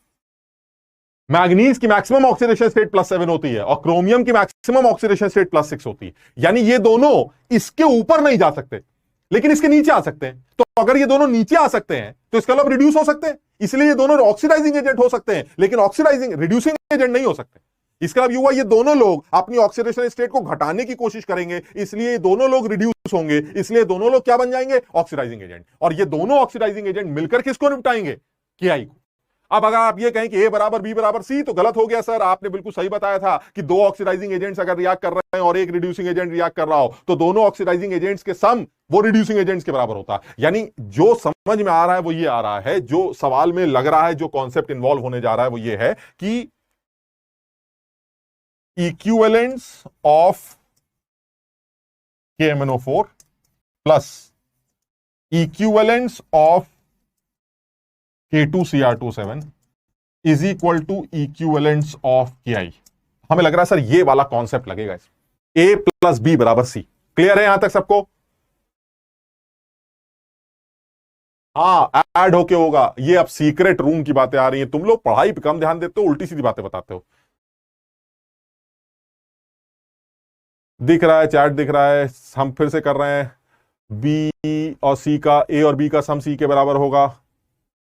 मैंने बता दिया कि ऑक्सीडाइजिंग रिड्यूसिंग एजेंट को कैसे पहचाना मैंने, और ये तो बहुत कॉमन से दो लोग होते हैं, KMNO4 और K2Cr27 दुनिया जानती है, बहुत ही स्ट्रॉन्ग ऑक्सीडाइजिंग एजेंट्स माने जाते हैं। ठीक, अच्छा अब काम की बात करते हैं। सर अब ये सवाल करेंगे कैसे, ऊपर तो आपने सब कुछ खेल लिया, बातें नीचे वाले की दे रखी है, नीचे तो आपने कोई बात ही नहीं की। अब तुम बताओ क्या ये कहना ठीक है कि नीचे ये दो लोग भिड़ रहे हैं? हाँ सर, दो लोग भिड़, तो दोनों की इक्विवेलेंस तो बराबर होंगे, इसमें भी कोई मेरा मॉडिफिकेशन लगना है नहीं, इसमें तो दो लोग हैं और दो लोग तो हमेशा आपस में इक्विवेलेंस बराबर करेंगे। इसके मतलब ये तो कंफर्म हो गया कि equivalence of hypo is equal to equivalence of I2। अब देखो मैं पूंछ पकड़ के सर तक जा रहा हूं, जरा समझना सब लोग।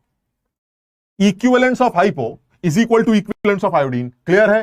बिकॉज दो लोग आपस में रिएक्ट करेंगे तो दोनों के इक्विवेलेंस बराबर होंगे। Equivalence of hypo is equal to equivalence of iodine. यह आयोडीन कहां से निकल के आई है, यहां से निकल के आई।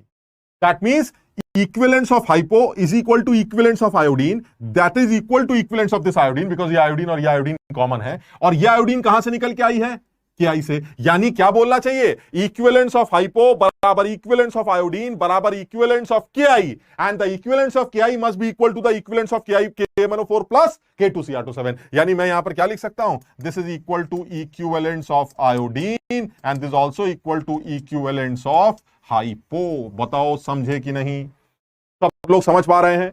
यानी इक्विवेलेंस ऑफ KMNO4 प्लस K2Cr27 वो KI के बराबर होंगे, KI आयोडीन देता है तो आयोडीन के बराबर होंगे, आयोडीन हाइपो से रिएक्ट करता है तो हाइपो के बराबर होंगे, और हाइपो के तो सवाल में दे रखे हैं भाई साहब 150 इंटू 0.1 इंटू एन फैक्टर। अब एक बार हाइपो का एन फैक्टर पता चल जाए तो उसके मिली इक्विवेलेंट्स पता चल जाएंगे, और अगर आप इक्विवेलेंट्स लिखना चाहते हैं तो 1000 से डिवाइड कर दीजिए, क्योंकि मिलीलीटर था ना, तो ये इक्विवेलेंट्स हो गए। अब एक एन फैक्टर और आजा, हाइपो का खेल खत्म हो जाएगा। अब हाइपो का एन फैक्टर पे आते हैं। हाइपो का जो एन फैक्टर होगा जरा चेक करते हैं, ऑक्सीडेशन स्टेट से जरा चेक करते हैं। यहां जो सल्फर है, 2 सल्फर है, तुम्हें याद होगा हमने H2O3 नेगेटिव की, 2 नेगेटिव की इंडिविजुअल सल्फर की ऑक्सीडेशन स्टेट निकाली थी। एक का 6 आया था, एक का -2, लेकिन मैंने कहा था मुझे तो एवरेज से मतलब होता है। आप एवरेज एक्स वाले मेथड से निकालिए, 2 आएगा, और यहां पर सल्फर की एवरेज ऑक्सीडेशन स्टेट निकालिए 2.5 आएगा। हमें एवरेज से मतलब है, मुझे इलेक्ट्रॉन ट्रांसफर एवरेज से देख के निकालने, मुझे एब्सोल्यूट ऑक्सीडेशन स्टेट से कोई मतलब नहीं। ठीक, इसका मतलब ये हुआ कि 2 से जा रहा है 2.5, यानी 2 से 2.5 आधे का चेंज। 2 से 2.5 में कितने का चेंज है? आधे का चेंज एक सल्फर की वजह से। और है कितने सल्फर? 2 सल्फर हैं, यानी आधा इंटू 2 1। इसका मतलब the n factor of hypo is 1।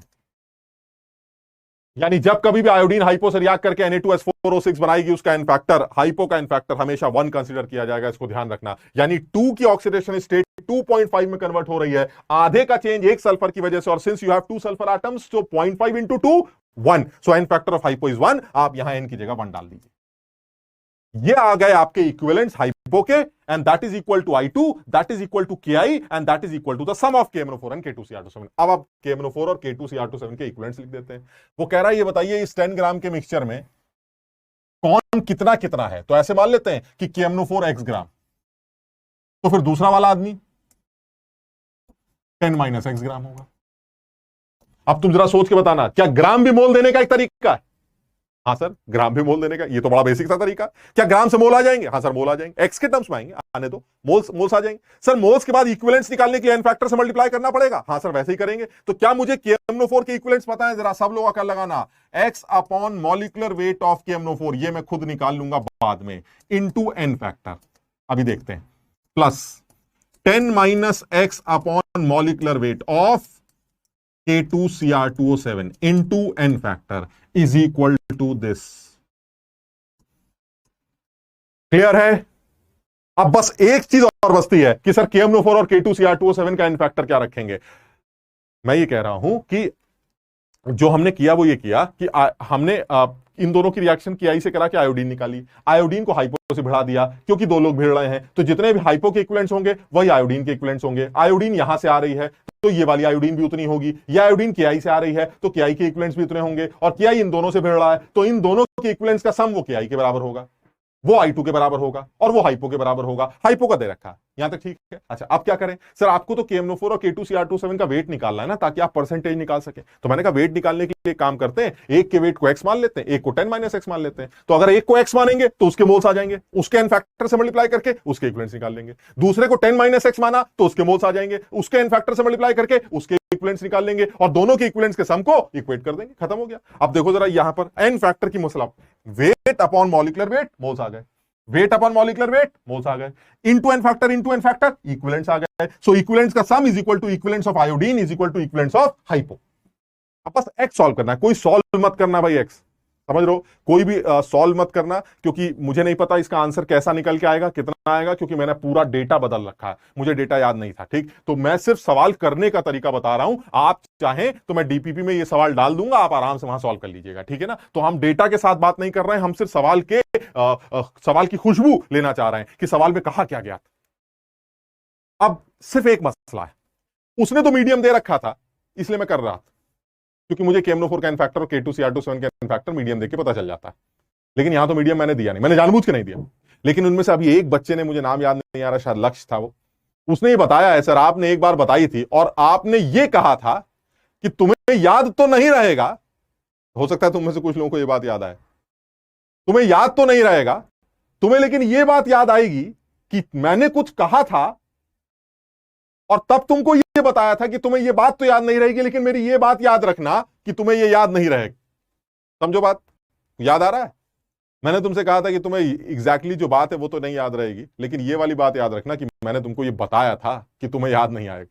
और आज बहुत सारे लोग ये देख भी रहे होंगे, और मैंने बहुत सारे बच्चे, कुछ बच्चे ये लिख भी रहे हैं एसिडिक, बहुत बढ़िया, शाबाश, बहुत सारे बच्चे बहुत समझदारी से काम कर रहे हैं।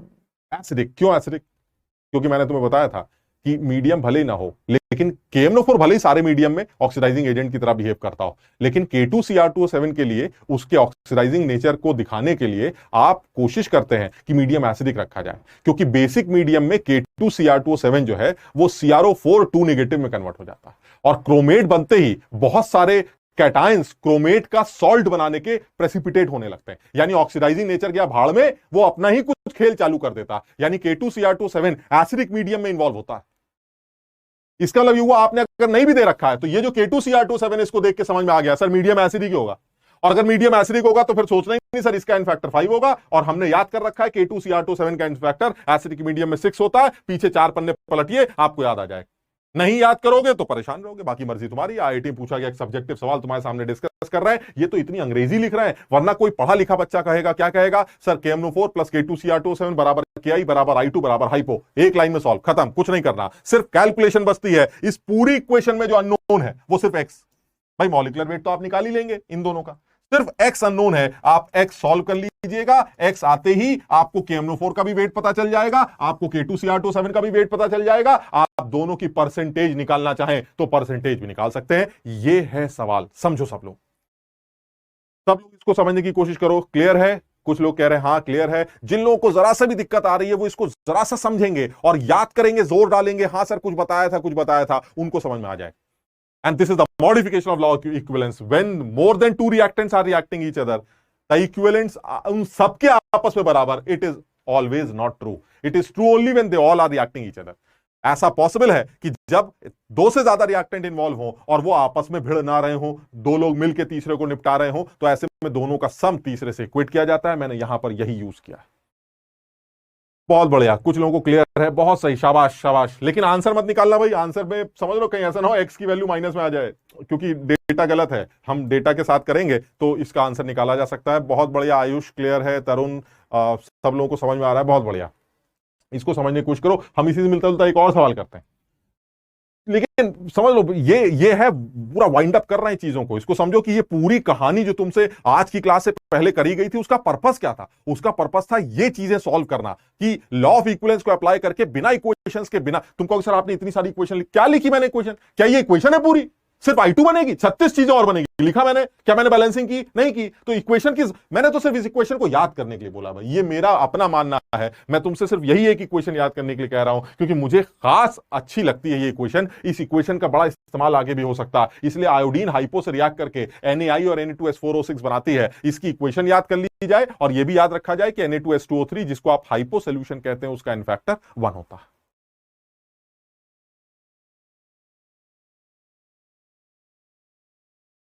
बहुत बढ़िया। हाँ, केमिस्ट्री बोरिंग नहीं है यार, ये टाइट्रेशन ही है। पता नहीं तुम लोग समझ पा रहे हो कि नहीं, तुम्हें पता ही नहीं चलेगा ये टाइट्रेशन चल रहे हैं सर। एक बर्तन में KMnO4 और K2Cr2O7 का मिक्सचर भर दिया और दूसरे बर्तन को टाइट्रेट कर दिया KI के साथ। सोचिए आप, बिल्कुल ये टाइट्रेशन ही चल रहा है, कुछ नया नहीं कर रहा है सब। ये टाइट्रेशन मतलब व्हाट? रिएक्शन ही तो हो रही है, यही तो टाइट्रेशन है, कुछ नया नहीं है। आप इसको जितना हीरो बने किताबें पढ़ेंगे मस्त हो जाएंगे। ओ सिंपल टाइट्रेशन चल रहा है, अब कुछ नहीं चल रहा है यार, रिएक्शन हो रही है भाई। एक बर्तन में हम, एक बर्तन में तुम हो, हम ऊपर से नीचे करेंगे, तुम्हारे साथ रिएक्ट करेंगे, हमारी रिएक्शन कंप्लीट हुई ये मुझे कोई इंडिकेटर बता देगा, और मैं जैसे रिएक्शन कंप्लीट होगी दोनों के इक्विवेलेंट्स को आपस में इक्वेट करूंगा, मस्त मेरे आंसर तैयार हो जाएंगे। कुछ कमाल नहीं है, बहुत सीधी सी चीज है। सबके समझ में आ रहा है ये?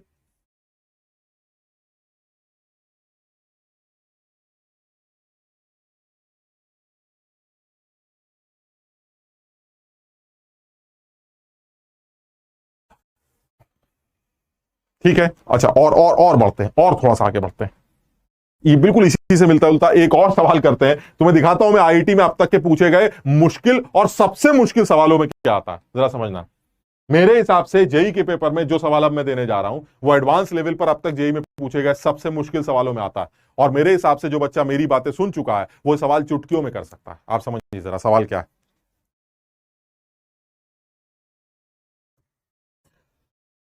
डेटा पे मत जाना, डेटा याद नहीं है, समझ लो बात को, सिर्फ सवाल की महक लो, ठीक है ना? तो डेटा के साथ कर लेना, बाद में मैं तुम्हें दे दूंगा सवाल करने के लिए, DPP में डाल दूंगा, ठीक है?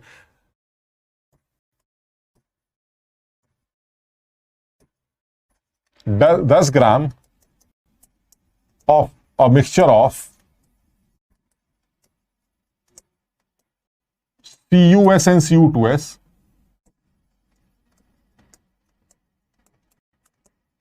reacts with 100 ml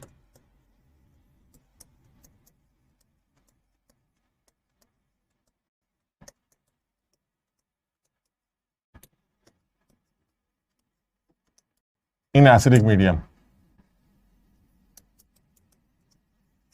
Final products were Mn2 plus, Cu2 plus, and evolved SO2 was boiled off.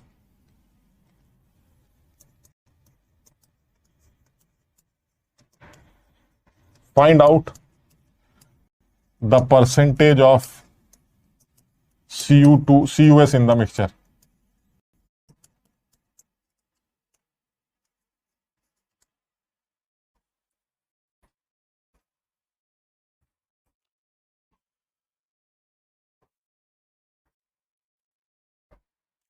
अब सवाल की लैंग्वेज कुछ ऐसी ही थी, मतलब समझो एक लैंग्वेज टाइप का, कुछ इसी टाइप से बड़ा सा सवाल बनाया था ऐसे। मुझे याद है शायद ये पता नहीं 98 में आया था या 97, ऐसे कुछ IIT का सवाल है। और इसमें इन्होंने एक बड़ी अच्छी लाइन लिखी है जिसको बच्चों ने इंपॉर्टेंस ही नहीं दी थी, और वो लाइन ये है,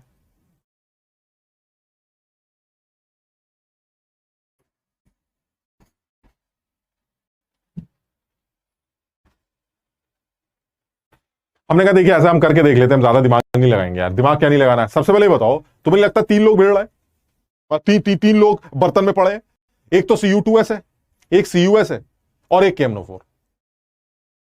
सर ये 3 आपस में बात कर रहे हैं। अच्छा अब ऐसा पॉसिबिलिटी क्या है, हम जरा पॉसिबिलिटी की बात करते हैं। पॉसिबिलिटी क्या है, जेई के मेंस लेवल की बात करते हैं। सबसे पहले मेंस लेवल के सवाल की बात करते हैं।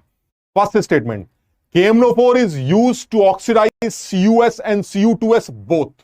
फर्स्ट ऑप्शन हम ये लिखते हैं, मतलब समझो हम अपना, हम भी तो हमें तो पुराने आए हुए सवालों से इतना मतलब थोड़ी ना होना चाहिए जितना मतलब आगे आने वाले सवालों से होना चाहिए यार। पीछे जो आगे आ गया, जिनका बैंड बजाना था उन्होंने बजा दिया, अब हमारा बैंड ना बजे, इसलिए कम से कम हम सारी पॉसिबिलिटीज को एक्सप्लोर कर लेते हैं। तो एक पॉसिबिलिटी ये भी है कि भाई हो सकता है हमसे ऑब्जेक्टिव बना के यही पूछ ले, भाई साहब ये अंग्रेजी लिख दी, आप बताइए पहला स्टेटमेंट आपको कैसा लगता है? KMnO4 is used to oxidize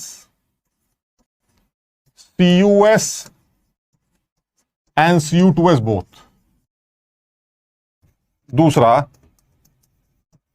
KMnO4 is consumed only with Cu2s। तीसरा,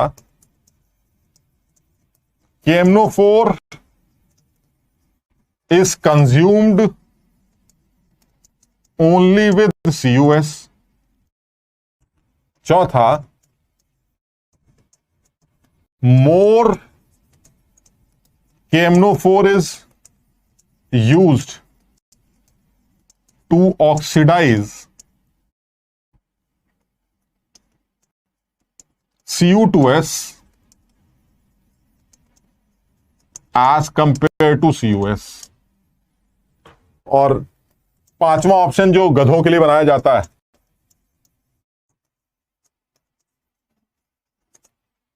क्योंकि जो गधे होते हैं उनको तो कुछ समझ में तो आता नहीं ना कि वो तो नहीं, none of this sir, none of this, none of this. समझ रहे? तो ये चौथा पांचवा ऑप्शन गधों के लिए बना दिया। ठीक, तुम्हारी बात नहीं कर रहा हूं, मतलब गधे का मतलब समझो ना, पेपर देते वक्त सारी तरह के लोगों को केटर किया जाता है ताकि सब लोग खुश रहें कि चलिए हमारे लिए भी कुछ है, हमारे लिए भी कुछ है। और जो समझदार है उनके लिए कोई इनमें से 1-2 ऑप्शन सही हो जाते हैं। ठीक, बहरहाल वो कह रहा भाई ऐसा ये 5 ऑप्शन है, आपका जैसा दिल करे वैसे टिक कर दीजिए।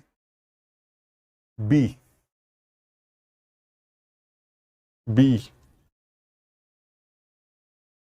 शांतनु सिलेबस चालू हुआ है बेटा, इसे खत्म भी करेंगे। तुम मेरे साथ मेरे कहने पे चलते रहना, बस इस बात का ध्यान रखना। मैं तुमसे कुछ कुछ करने के लिए कहूंगा तो आप उसको करते रहिएगा, बाकी जैसा मैं करा रहा हूं आप वैसे करते रहिएगा। ये सब कंप्लीट होगा बेटा, हमें भी आपकी टेंशन है। हमने अगर पैसे लिए हैं तो वो काम भी तो करेंगे ना, है ना? समझ लो। और उससे ज्यादा तुम्हारा फ्यूचर अगर हमारे हाथ में आ गया तो हम इस टाइम पर यार मक्कारी नहीं कर सकते। आप समझिए, हमें जितना ज्यादा कोशिश करनी पड़ेगी हम उतनी ज्यादा कोशिश करेंगे। हम जिन चीजों में ज्यादा जोर दे रहे हैं वो चीजें इंपॉर्टेंट है। हो सकता है जो चीजें कम इंपॉर्टेंट हो या जो तुम्हें समझ में आती हो उनमें कम टाइम ले लेंगे। इसलिए बिल्कुल परेशान ना हो, तसल्ली से जैसे कराए। ये देखिए एक बच्चा ई भी लिख रहा है, Shubham B B B B B B B A and D.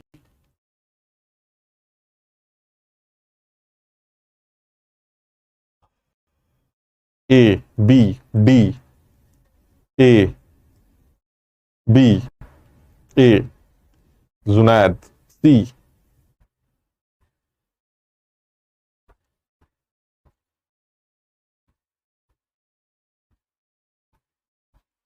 कुछ बच्चे सही आंसर बता रहे हैं, बहुत कम बच्चे, लेकिन सही आंसर बता रहे हैं। देखो सवाल बड़ा अच्छा है और बहुत आसान सवाल है। और मेरा जो मानना है वो ये है कि मुझे जो है इसमें पहला ऑप्शन भी सही लग रहा है और इसका डी ऑप्शन भी ठीक लग रहा है, ए और डी।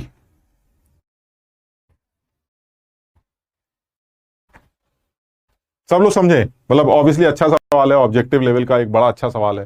तो ये बहुत कम बच्चे ही समझ पाते हैं, जिनको अब तक की सारी बातें समझ में आई हैं, जिनके कॉन्सेप्ट स्ट्रांग है वो इसको समझ पाते हैं। और ज्यादा दिक्कत नहीं है, बिल्कुल क्लियर है। काफी कुछ तो तुम्हें भी पता है क्या। सर ये बताइए, जब आप मिक्सचर लेंगे तो क्या होगा? जब आप मिक्सचर लेंगे तो क्या होगा? मैं अगर सब लोगों ने देख लिया तो मैं नेक्स्ट स्लाइड पे स्विच कर जाता हूं।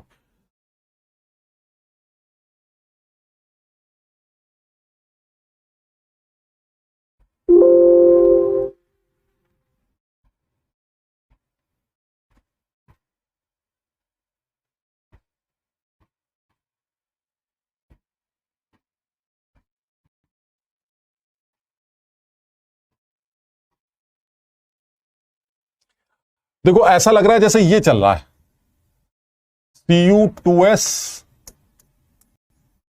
Plus CuS plus KMnO4। मुझे तो ऐसा लगता है जैसे मीडियम देने की जरूरत भी नहीं थी यार। मीडियम पता नहीं क्यों दे रखा है,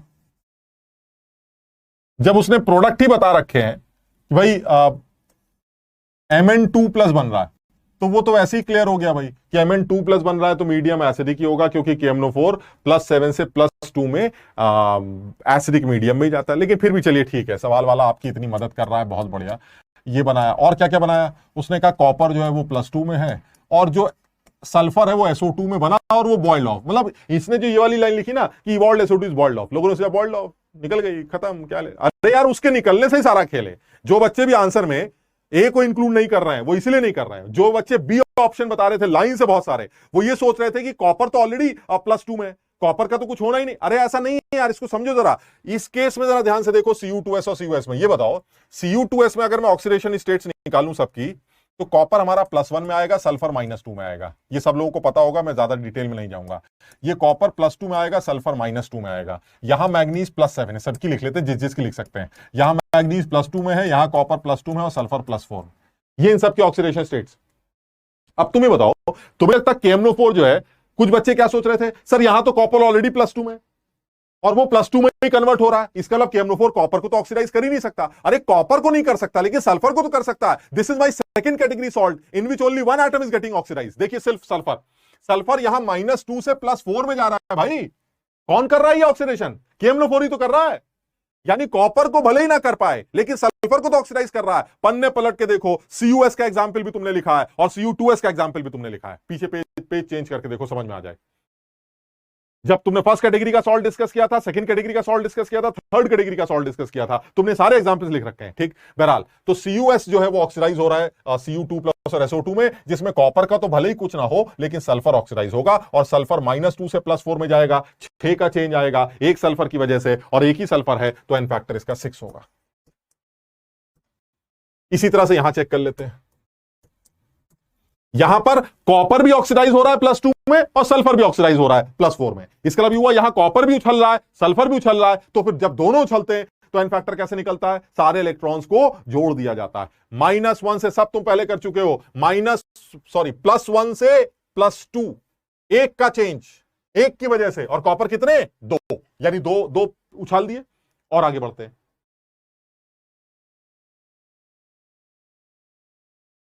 -2 सल्फर से +4 सल्फर, -2 से +4, 6 का चेंज, याद है, -2 +4, 6 का चेंज एक सल्फर की वजह से। और सल्फर कितने, एक ही सल्फर है। इसका मतलब ये हुआ सर यहां पर +1 से +2 गया, 2 का चेंज आया 2 कार्बन कॉपर की वजह से, और -2 से +4 गया, 6 का चेंज आया, यानी टोटल चेंज 8 का आ रहा है सर। आप करके देखिए जरा नेट चेंज, इसका n फैक्टर 8।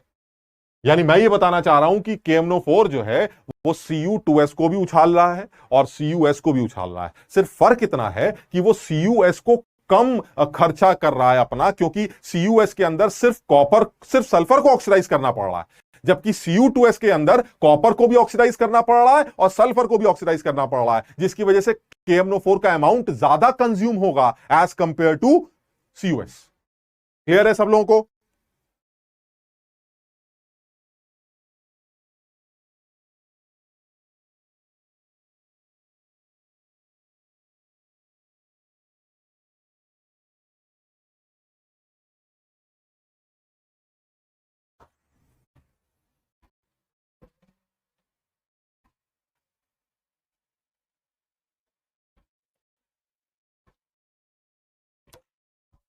सब लोग को समझ में आया भाई ये?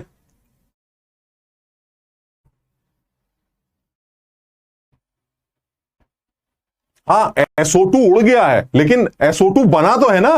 कुछ लोग कह रहे हैं sir SO2 is world of. अरे भाई बन के उड़ा ना, बना तो इसका मतलब सल्फर ऑक्सीडाइज हुआ ना, उसके बाद तुमने उसका अचार डाला, तुमने उसको उड़ा दिया, उससे मुझे क्या मतलब। यानी सल्फर तो ऑक्सीडाइज हो रहा है, कॉपर वाला सल्फर, ये वाला सल्फर, क्यूप्रस वाला भी और क्यूप्रिक वाला भी, क्यूप्रिक वाला सल्फर भी SO2 में जा रहा है और क्यूप्रस वाला सल्फर भी SO2 में जा रहा है। इसका मतलब ये हुआ सल्फर तो ऑक्सीडाइज हो रहा है दोनों में, तो KMnO4 तो दोनों जगह खर्च होगा। लेकिन एक केस में कॉपर के साथ भी बदतमीजी चल रही है, तो ऐसे में KMnO4 का खर्चा बढ़ जाएगा। यानी Cu2s के केस में कॉपर KMnO4 ज्यादा खर्च होगा, because in case of Cu2s KMnO4 is used to oxidise copper and sulphur both, but in case of CuS KMnO4 is used only to oxidize sulfur, so amount of KMnO4 will be more consumed in case of Cu2s as compared to CuS।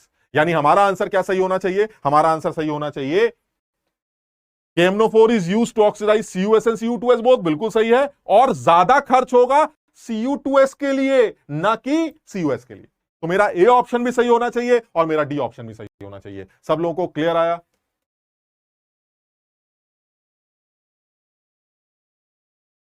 देखो answer मत निकालो, मैं तुम लोग को कैसे समझाऊं, answer की चक्कर मत पड़ो भाई, ये तो सब बवाल हो जाएगा। आंसर कैसे सही आ सकता है या आंसर क्या आ सकता है पता नहीं मुझे, मैंने तो ऐसे उल्टा सीधा सवाल बना दिया। मैं तो सिर्फ खुशबू दे रहा हूं सवाल की, सवाल की सही डेटा जो होगी वो तुम्हें मिल जाएगी, वो तुम्हें कहीं भी मिल जाएगी प्रीवियस ईयर के सवालों। तो इसलिए तुम सिर्फ सवाल को समझने की कोशिश करो। अच्छा अब अपने सवाल पर आते हैं। सवाल क्या था? सवाल ये था कि अब 10 ग्राम का मिक्सचर है। अच्छा अब ये क्लियर है कि 10 ग्राम के मिक्सचर में दोनों लोग रिएक्ट करेंगे KMnO4 से, तो फिर तो यार मुझे लगता है मुझे कुछ दिमाग ही नहीं लगाना, खेल ही खत्म हो गया। इक्विवेलेंस ऑफ KMnO4 बराबर equivalence of CuS plus Cu2s, ठीक है ना। तो हम जरा KMnO4 के इक्विवेलेंस एक बार याद कर लेते हैं, कितने आ रहे हैं 100 और 0.1, बस हो गया काम। अब आगे चलते हैं, अब जरा इक्विवेलेंस निकाल लेते हैं। इक्विवेलेंस ऑफ KMnO4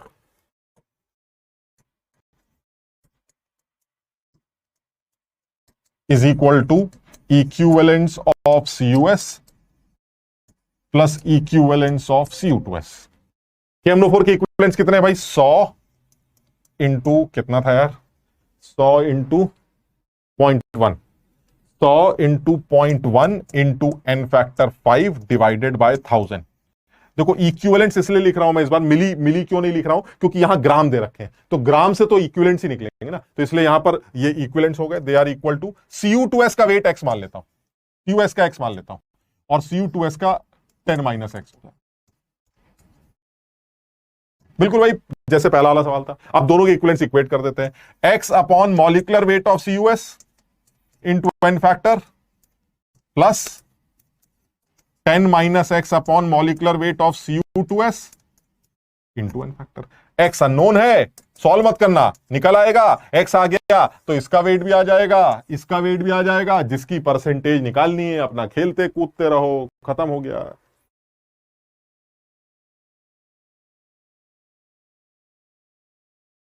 देखो आप कुछ बच्चे कह रहे हैं इसको रिपीट करना है, अयान कह रहा है समझ में नहीं आया ये। ठीक, देखो इसको समझो जरा, मैं बहुत सीधी सी बात कर रहा था। मैं ये कह रहा था देखो मुझे तो पता है ना मुझे तो पता है कि तुम्हें समझ में क्यों नहीं आया। जिस दिन तुम्हें पता चल गया कि तुम्हें समझ में क्यों नहीं आया, तो तुम्हें समझ में आने लगे। मुझे यह पता है कि तुम्हें इसलिए समझ में नहीं आया क्योंकि तुमने पिछली क्लासेस में ध्यान नहीं दिया। जिन लोगों के समझ में नहीं आ रहा है वो पिछली क्लासेस को एक बार दोबारा देखेंगे तो समझ में आएगा। मैं तो आज भौंकता रहूंगा, ऐसे ही भौंकता रहूंगा, ऐसे ही चिल्लाता रहूंगा, ये तो तुम्हें समझ में क्यों नहीं आएगा? क्योंकि पुरानी बात क्लियर नहीं। जिन लोगों को पुरानी बात क्लियर है वो यस लिख रहे हैं। सब लोग कह रहे हैं मजा आ गया, मजा आ गया, समझ में आ गया, समझ में आ गया। क्यों? क्योंकि उनको पुरानी बात क्लियर। जिनको पुरानी बात क्लियर नहीं है उनको यहां तकलीफ हो रही। मैं फिर से अपनी तरफ से कोशिश कर रहा हूं समझाने की, बहुत आसान सी बात कर रहा हूं। मैं ये कह रहा था कि भाई केएमएनओ4 और केएमएनओ4 जो है वो सीयूएस और सीयू2एस के साथ रिएक्ट कर रहा है। ठीक, किसके साथ कर रहा है, किसके साथ नहीं कर रहा है, ये भी तो पता करना पड़ेगा ताकि हम इक्वेट कर सके इक्विवेलेंट्स को। तो क्या है सर, सीयूएस भी ऑक्सीडाइज हो रहा है और सीयू2एस भी ऑक्सीडाइज हो रहा है। Why? Because in case of CUS sulphur is getting oxidise. देखिए कॉपर का कुछ नहीं होगा, कॉपर तो यहां भी +2 है, ये देखिए, और यहां भी +2 है। कॉपर का थोड़ा ना ऑक्सीडेशन हो रहा है, तो किसका हो रहा है? सल्फर को हो रहा है। यहां सल्फर -2 है और यहां सल्फर +4, यानी -2 से +4, यानी इलेक्ट्रॉन लूज करना कौन करवा रहा है? लूज केएमएनओ4 करवा रहा है। यानी केएमएनओ4 सीयूएस के साथ रिएक्ट कर रहा है ताकि वो सल्फर को ऑक्सीडाइज कर सके। सिमिलरली केएमएनओ4 सीयू2एस के साथ भी रिएक्ट कर रहा है क्योंकि वहां वो कॉपर को भी ऑक्सीडाइज करा रहा है। देखिए कॉपर यहां +1 है और गया +2 में, कॉपर भी ऑक्सीडाइज हो रहा है, और सल्फर यहां -2 है और गया +4 में, यानी सल्फर को भी ऑक्सीडाइज कर रहा है। यानी कॉपर भी ऑक्सीडाइज हो रहा है, सल्फर भी ऑक्सीडाइज हो रहा है। तो इसका मतलब केएमएनओ4 क्या बोल रहा है कि भाई मैं दोनों लोगों को निपटाऊंगा, बस एक केस में ज्यादा खर्चा होगा मेरा क्योंकि दोनों लोगों को ऑक्सीडाइज करना है, कॉपर को भी करना है, सल्फर को भी करना है, और एक आदमी के साथ मेरा खर्चा कम होगा क्योंकि वहां सिर्फ सल्फर को ऑक्सीडाइज करना है। इसका मतलब आंसर मेरा ए और डी होगा। ठीक, अब मैं न्यूमेरिकल पे आता हूं। न्यूमेरिकल क्या था? न्यूमेरिकल ये था कि केएमएनओ4 का अगर मैं इक्विवेलेंट्स आपको दे दूं तो क्या आप सीयूएस और सीयू2एस के अलग अलग वेट्स बता सकते हैं? तो मैंने कहा बिल्कुल बता सकते हैं, क्योंकि इक्विवेलेंट्स ऑफ केएमएनओ4 बराबर दिस प्लस दिस। एक का वेट x मानो, इसके इक्विवेलेंट्स आ गए। एक का वेट 10 - x मानो, इसके इक्विवेलेंट्स आ गए। एन फैक्टर निकालना आना चाहिए भाई, समझ लो बात को। This plus this is equal to equivalents of KMNO four करो, एन फैक्टर 5 होगा, एसिडिक मीडियम दे रखा है, मस्त इक्वेट करके x सॉल्व कर लो। x, यही तो मेहनत है यार। तुम सोचो सब कुछ समझ में आया, सर x गलत हो गया, तो ऐसे लोगों को जीने का हक ही नहीं है यार। जो आईआईटी में पढ़ना चाहते हैं लेकिन वो कैलकुलेशन गलत करते हैं, ऐसे लोगों को जीने का हक नहीं। समझो बात को, वो नहीं जाना चाहिए। ऐसे ऐसे आदमी आईआईटी जाके क्या करेंगे? सोचो ऐसा आदमी जो कैलकुलेशन गलत करता है उससे कहा दिया आईआईटी के बाद एक फ्लाईओवर बनाओ, एक ब्रिज बनाओ, एक बिल्डिंग बनाओ, उसकी तो कैलकुलेशन ही गलत है, ब्रिज 2 दिन में गिर जाएगा। तो ऐसे आदमी से आप उम्मीद कर रहे हैं? अरे भाई कैलकुलेशन तो स्ट्रॉन्ग करनी है ना, यहां से सॉल्व करके एक्स की वैल्यू निकालेंगे और एक्स की वैल्यूज आते ही आपको सब लोगों के, दोनों आदमियों के वेट आ जाएंगे। आपको जिसकी भी परसेंटेज निकालनी निकाल लीजिए। क्लियर है?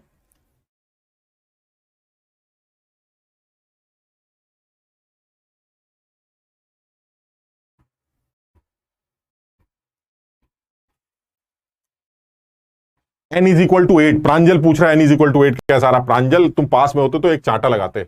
ये सीयू2एस है, ये +1 से, देखो ना यार, ये +1 से +2 में जा रहा है।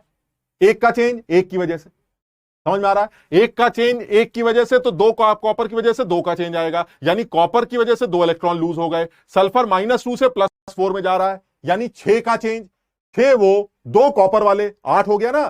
थर्ड कैटेगरी की first subcategory when all the atoms are getting oxidise. Example ले रखा है यही सीयू2एस का हमने, पीछे चेक करो।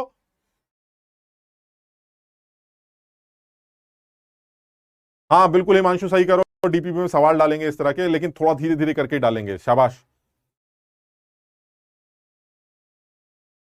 बहुत बढ़िया। तो ये सब लोगों को ये वाली बात समझ में आ रही है, और ये एक बेसिक सा कॉन्सेप्ट है जो हमें समझ में आना चाहिए। ठीक, हम थोड़ा सा और आगे बढ़ते हैं। मैं यहां पर एक बात और डालना चाह रहा हूं। लॉ ऑफ इक्विवेलेंस को अब मैं अपनी तरह से एक बात और बोलना चाह रहा हूं। वो क्या? लॉ ऑफ इक्विवेलेंस कहता क्या है? लॉ ऑफ इक्विवेलेंस कहता है कि जब दो लोग आपस में रिएक्ट करें तो दोनों के इक्विवेलेंस बराबर होंगे। तो मैं यहां पर एक बात ऐड करना चाह रहा हूं, वो ये कि आप इसको ऐसे भी इंटरप्रेट कर सकते हैं कि जब दो लोग आपस में रिएक्ट करें तो दोनों लोगों के एन फैक्टर्स का जो रेशो होता है वो उनके मोलर रेशो का इनवर्स होता है। तुम समझो मैं क्या समझाना चाह रहा हूं? मैं यहां पर एक बात और ऐड कर रहा हूं, वो ये है, इसी लॉ ऑफ इक्विवेलेंस को समझाने के लिए मैं ये बोल रहा हूं कि जैसे सपोज ए और बी, ये एक यूनिक केस है, मतलब सर एक स्पेसिफिक तरह के सवालों को डिस्कस करने की बात कर रहा हूं। ए और बी मिलकर मान लीजिए सी बना रहे हैं। अब मान लीजिए ए और बी अगर आपस में रिएक्ट कर रहे हैं तो दोनों के इक्विवेलेंट्स बराबर होंगे। तो दोनों का एन फैक्टर अगर एक का एक्स है और एक का वाई, तो लॉ ऑफ इक्विवेलेंस को इंटरप्रेट करने का एक तरीका यह भी है कि अगर इन दोनों के एन फैक्टर्स का रेशो x:y है तो इनके जो मोलर रेशो होंगे वो y:x होंगे। ये भी लॉ ऑफ इक्विवेलेंस को इंटरप्रेट करने का एक तरीका है। सर ये क्या, आपने तो नया लॉ बना लिया, लॉ ऑफ इक्विवेलेंस कुछ और था, यहां कुछ और। कुछ नहीं, सेम है, सेम बात जो पहले बोली गई थी। देखो जरा कैसे, अगर इसका मोल्स ए के वाई लिए जाए और उसका एन फैक्टर एक्स हो, तो इसके इक्विवेलेंस कितने होंगे? Moles into N factor x y. अगर इसके मोल एक्स हैं और इसका एन फैक्टर वाई है, तो इसके इक्विवेलेंस कितने होंगे? X Y.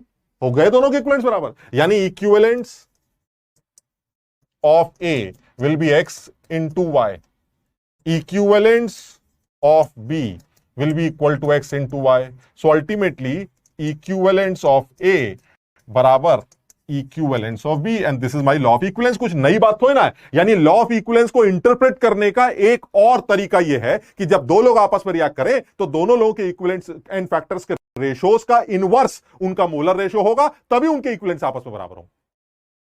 इस चीज का यूज कर सकते थे तुम इससे पहले वाले सवालों में। देखो मैं तुम्हें दिखाता हूं, सब लोगों को ये वाली बात समझ में आ गई? बिल्कुल इसमें दिमाग नहीं लगाना यार, बिल्कुल दिमाग नहीं लगाना। सीधे सीधे एक बात बोली जा रही है कि जब दो लोग रिएक्ट कर रहे हो, दोनों के एन तुम्हें निकालने आते हो, तो उनको उल्टा करके उनको बैलेंस, उनको मोलर रेशो दे सकते हो। यानी इक्वेशन को बैलेंस करने के बारे में सोच सकते हो, और यही इक्वेशन को बैलेंस करने के मेथड भी होता है। आप देखिए जरा, मैं दिखाता हूं आपको, एक चीज दिखाते हैं। एक तो ये है, एक ये वाला सवाल था। तुम याद करो जरा, ये वाला जो सवाल था हमारा, जिसमें मैंने तुम्हें बताया था कि यहां 5 और 3 लिखा नहीं तुम, लेकिन आप लिख सकते हो 5 और 3, क्योंकि तुम्हें पता है कि FeC2O4 का एन फैक्टर 3 है, याद है सबको, और KMnO4 का एन फैक्टर एसिडिक मीडियम है 5। तो अगर ये 5 एन फैक्टर है और इसका एन फैक्टर अगर 3, तो इनके मोलर रेशोज उल्टे हो जाएंगे। यहां 5 आ जाएगा और यहां 3 आ जाएगा, हो गई इक्वेशन बैलेंस। मोल कॉन्सेप्ट से सॉल्व कर लो ये वाला सवाल। तुम यही तो कह रहे थे 5 और 3 मुझे कैसे पता चलेगा, चल तो गया, अब लगा लो मोल कॉन्सेप्ट। नहीं समझ रहे हो मेरी बात? सबको ये वाली बात समझ में आ रही है? अगर सबको ये बात समझ में आ रही है तो ये बहुत आसान तरीका है, ये भी एक तरीका है। तरीका की ऐसी यार, सब कुछ तुम्हारे पास है, सब कुछ तुम्हें पता है, जो दिल करे, जैसा दिल करे वैसे कर लेना, इसमें क्या सोचना यार। मैं तो यहां पर सिर्फ एक बात अपनी तरफ से ये ऐड कर रहा हूं कि भाई इस बात का ध्यान देना, क्योंकि इस पर भी एक ऑब्जेक्टिव बनाया जाता है। मुझे याद है, मैं अभी तुम्हें एक सवाल दिखा देता हूं। हमें करना कुछ नहीं है, हमें सिर्फ इतनी सी बात करनी थी कि जब दो लोग आपस में रिएक्ट करें तो दोनों के एन फैक्टर्स के रेशोज का उल्टा उनका मोलर रेशो होता है। इससे हमें इक्वेशन को बैलेंस करने में भी मदद मिल जाती है। इसका एन फैक्टर 5 है, तुम्हें पता है, इसका एन फैक्टर 3 आ रहा था, तो इसके कोफिशिएंट में 5 लगा दो और इसके कोफिशिएंट में 3 लगा दो। अब आपके पास इक्वेशन तैयार हो गई, 5 आयरन ऑक्सलेट, 3 KMnO4। अब आप इस सवाल को ऐसे कर लीजिए ना, ये देखिए ऐसे कर लीजिए ना। तुम ऐसे क्यों नहीं कर पा रहे थे? क्योंकि सर मुझे 5 और 3 पता नहीं है। अब तुम्हें 5 और 3 पता चल गया, तो आप ऐसे भी कर सकते हो, नहीं तो ऐसे भी कर सकते हो। जैसा दिल करे यार, जैसा मन करे वैसे कर लेना। समझ में आ गया? जैसे मैं और बताता हूं तुम्हें, ये मैं एक सवाल दिखाता हूं तुम्हें।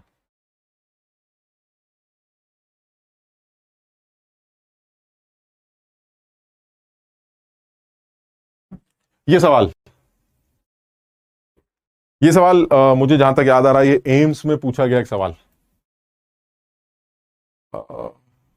एम्स का या नीट का कोई एक सवाल है, ठीक। मैंने लिखा नहीं यहां पर, शायद ये नीट का या एम्स का एक सवाल, ठीक।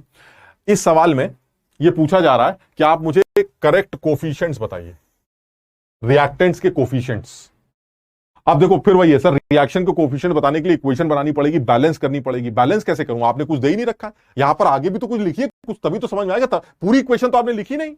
आप इसको बैलेंस कर सकते हैं, लेकिन आप उसमें लॉ ऑफ इक्विवेलेंस का इस्तेमाल करिए। कैसे?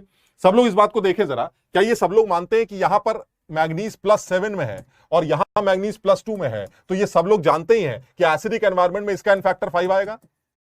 अच्छा, ऑक्सलेट के बारे में दुनिया जानती, कितनी बार बताएं तुम्हें, ऑक्सलेट का कार्बन 3 से 4 में जाता है, CO2 में कन्वर्ट होता है, और इसका एन फैक्टर 3 से 4, एक का चेंज, एक की वजह से 2 कार्बन तो 2 का चेंज, यानी एक का एन फैक्टर 2 है और एक का एन फैक्टर 5। जब दोनों के एन फैक्टर पता चल गए, सबको क्लियर है ये एन फैक्टर वाली बात? बिल्कुल सही है। तो अगर एन फैक्टर निकालना आता है तो पलट मारो, उल्टा मार दो, तो ये आपके बन गए कोफिशिएंट्स। खत्म हो गया सवाल। यहां लगाओ 2 और यहां लगाओ 5, हो गया बैलेंस। यानी आंसर आएगा 2,5। अच्छा, अब एक H+ और बचा, इसको भी कहीं ना कहीं से बैलेंस कर लो यार, जुगाड़ लगाओ थोड़ा सा। 4 दूनी 8 ऑक्सीजन होंगे और 5 चक्को कितना, 20 और 8 28। H प्लस को कैसे बैलेंस करेंगे? यहां 2Mn लगाया तो यहां 2 लगा दिया, यहां 5C2 लगाया तो यहां मुझे लगता है C के 10 लाने के लिए यहां 10 लगा दिया, तो 10 ऑक्सीजन यानी 20 ऑक्सीजन यहां से मिल जाएंगे। आपके पास टोटल 28 ऑक्सीजन है तो 8 और ऑक्सीजन लगा देते हैं, ये 28 ऑक्सीजन हो गए। और H को बैलेंस करने के लिए यहां पर 16H है तो यहां 16 लगा देते हैं, यानी ultimately this is the balancing. यानी मेन ये नहीं है, मेन सिर्फ इतना ही है कि भाई साहब आपको यहां पर 2 और 5 लगाना है, बाकी तो और मैं बताऊं जो सवाल आया था, ये पेपर अब मुझे याद नहीं आ रहा नीट में था या एम्स में था, अब जो सवाल आया था उसमें सिर्फ एक ऑप्शन ऐसा था जो 2,5 था, बाकी अजीब अजीब से थे। तो जैसे ही तुम्हें 2 और 5 पता चला उसी को टिक कर दो, 16 तो सही होगा। समझ लो बात को, जब एक ही ऑप्शन है तो वही सही होगा। ये सब करना पड़ता है एग्जाम में चालाकियां, तो आप आसानी से इक्वेशन को बैलेंस कर सकते हैं, आप आसानी से सॉल्व कर सकते हैं। यानी मेरे कहने का मतलब यह है कि आप इक्विवेलेंस, लॉ ऑफ इक्विवेलेंस को ऐसे भी इंटरप्रेट कर सकते हैं कि जब आपस में रिएक्शन हो तो इक्विवेलेंस बराबर हो, या आप इसको ऐसे भी इंटरप्रेट कर सकते हैं कि इन दोनों के एन फैक्टर्स का रिवर्स इनका मोलर रेशियो होता है, क्योंकि दोनों बातें सिमिलर।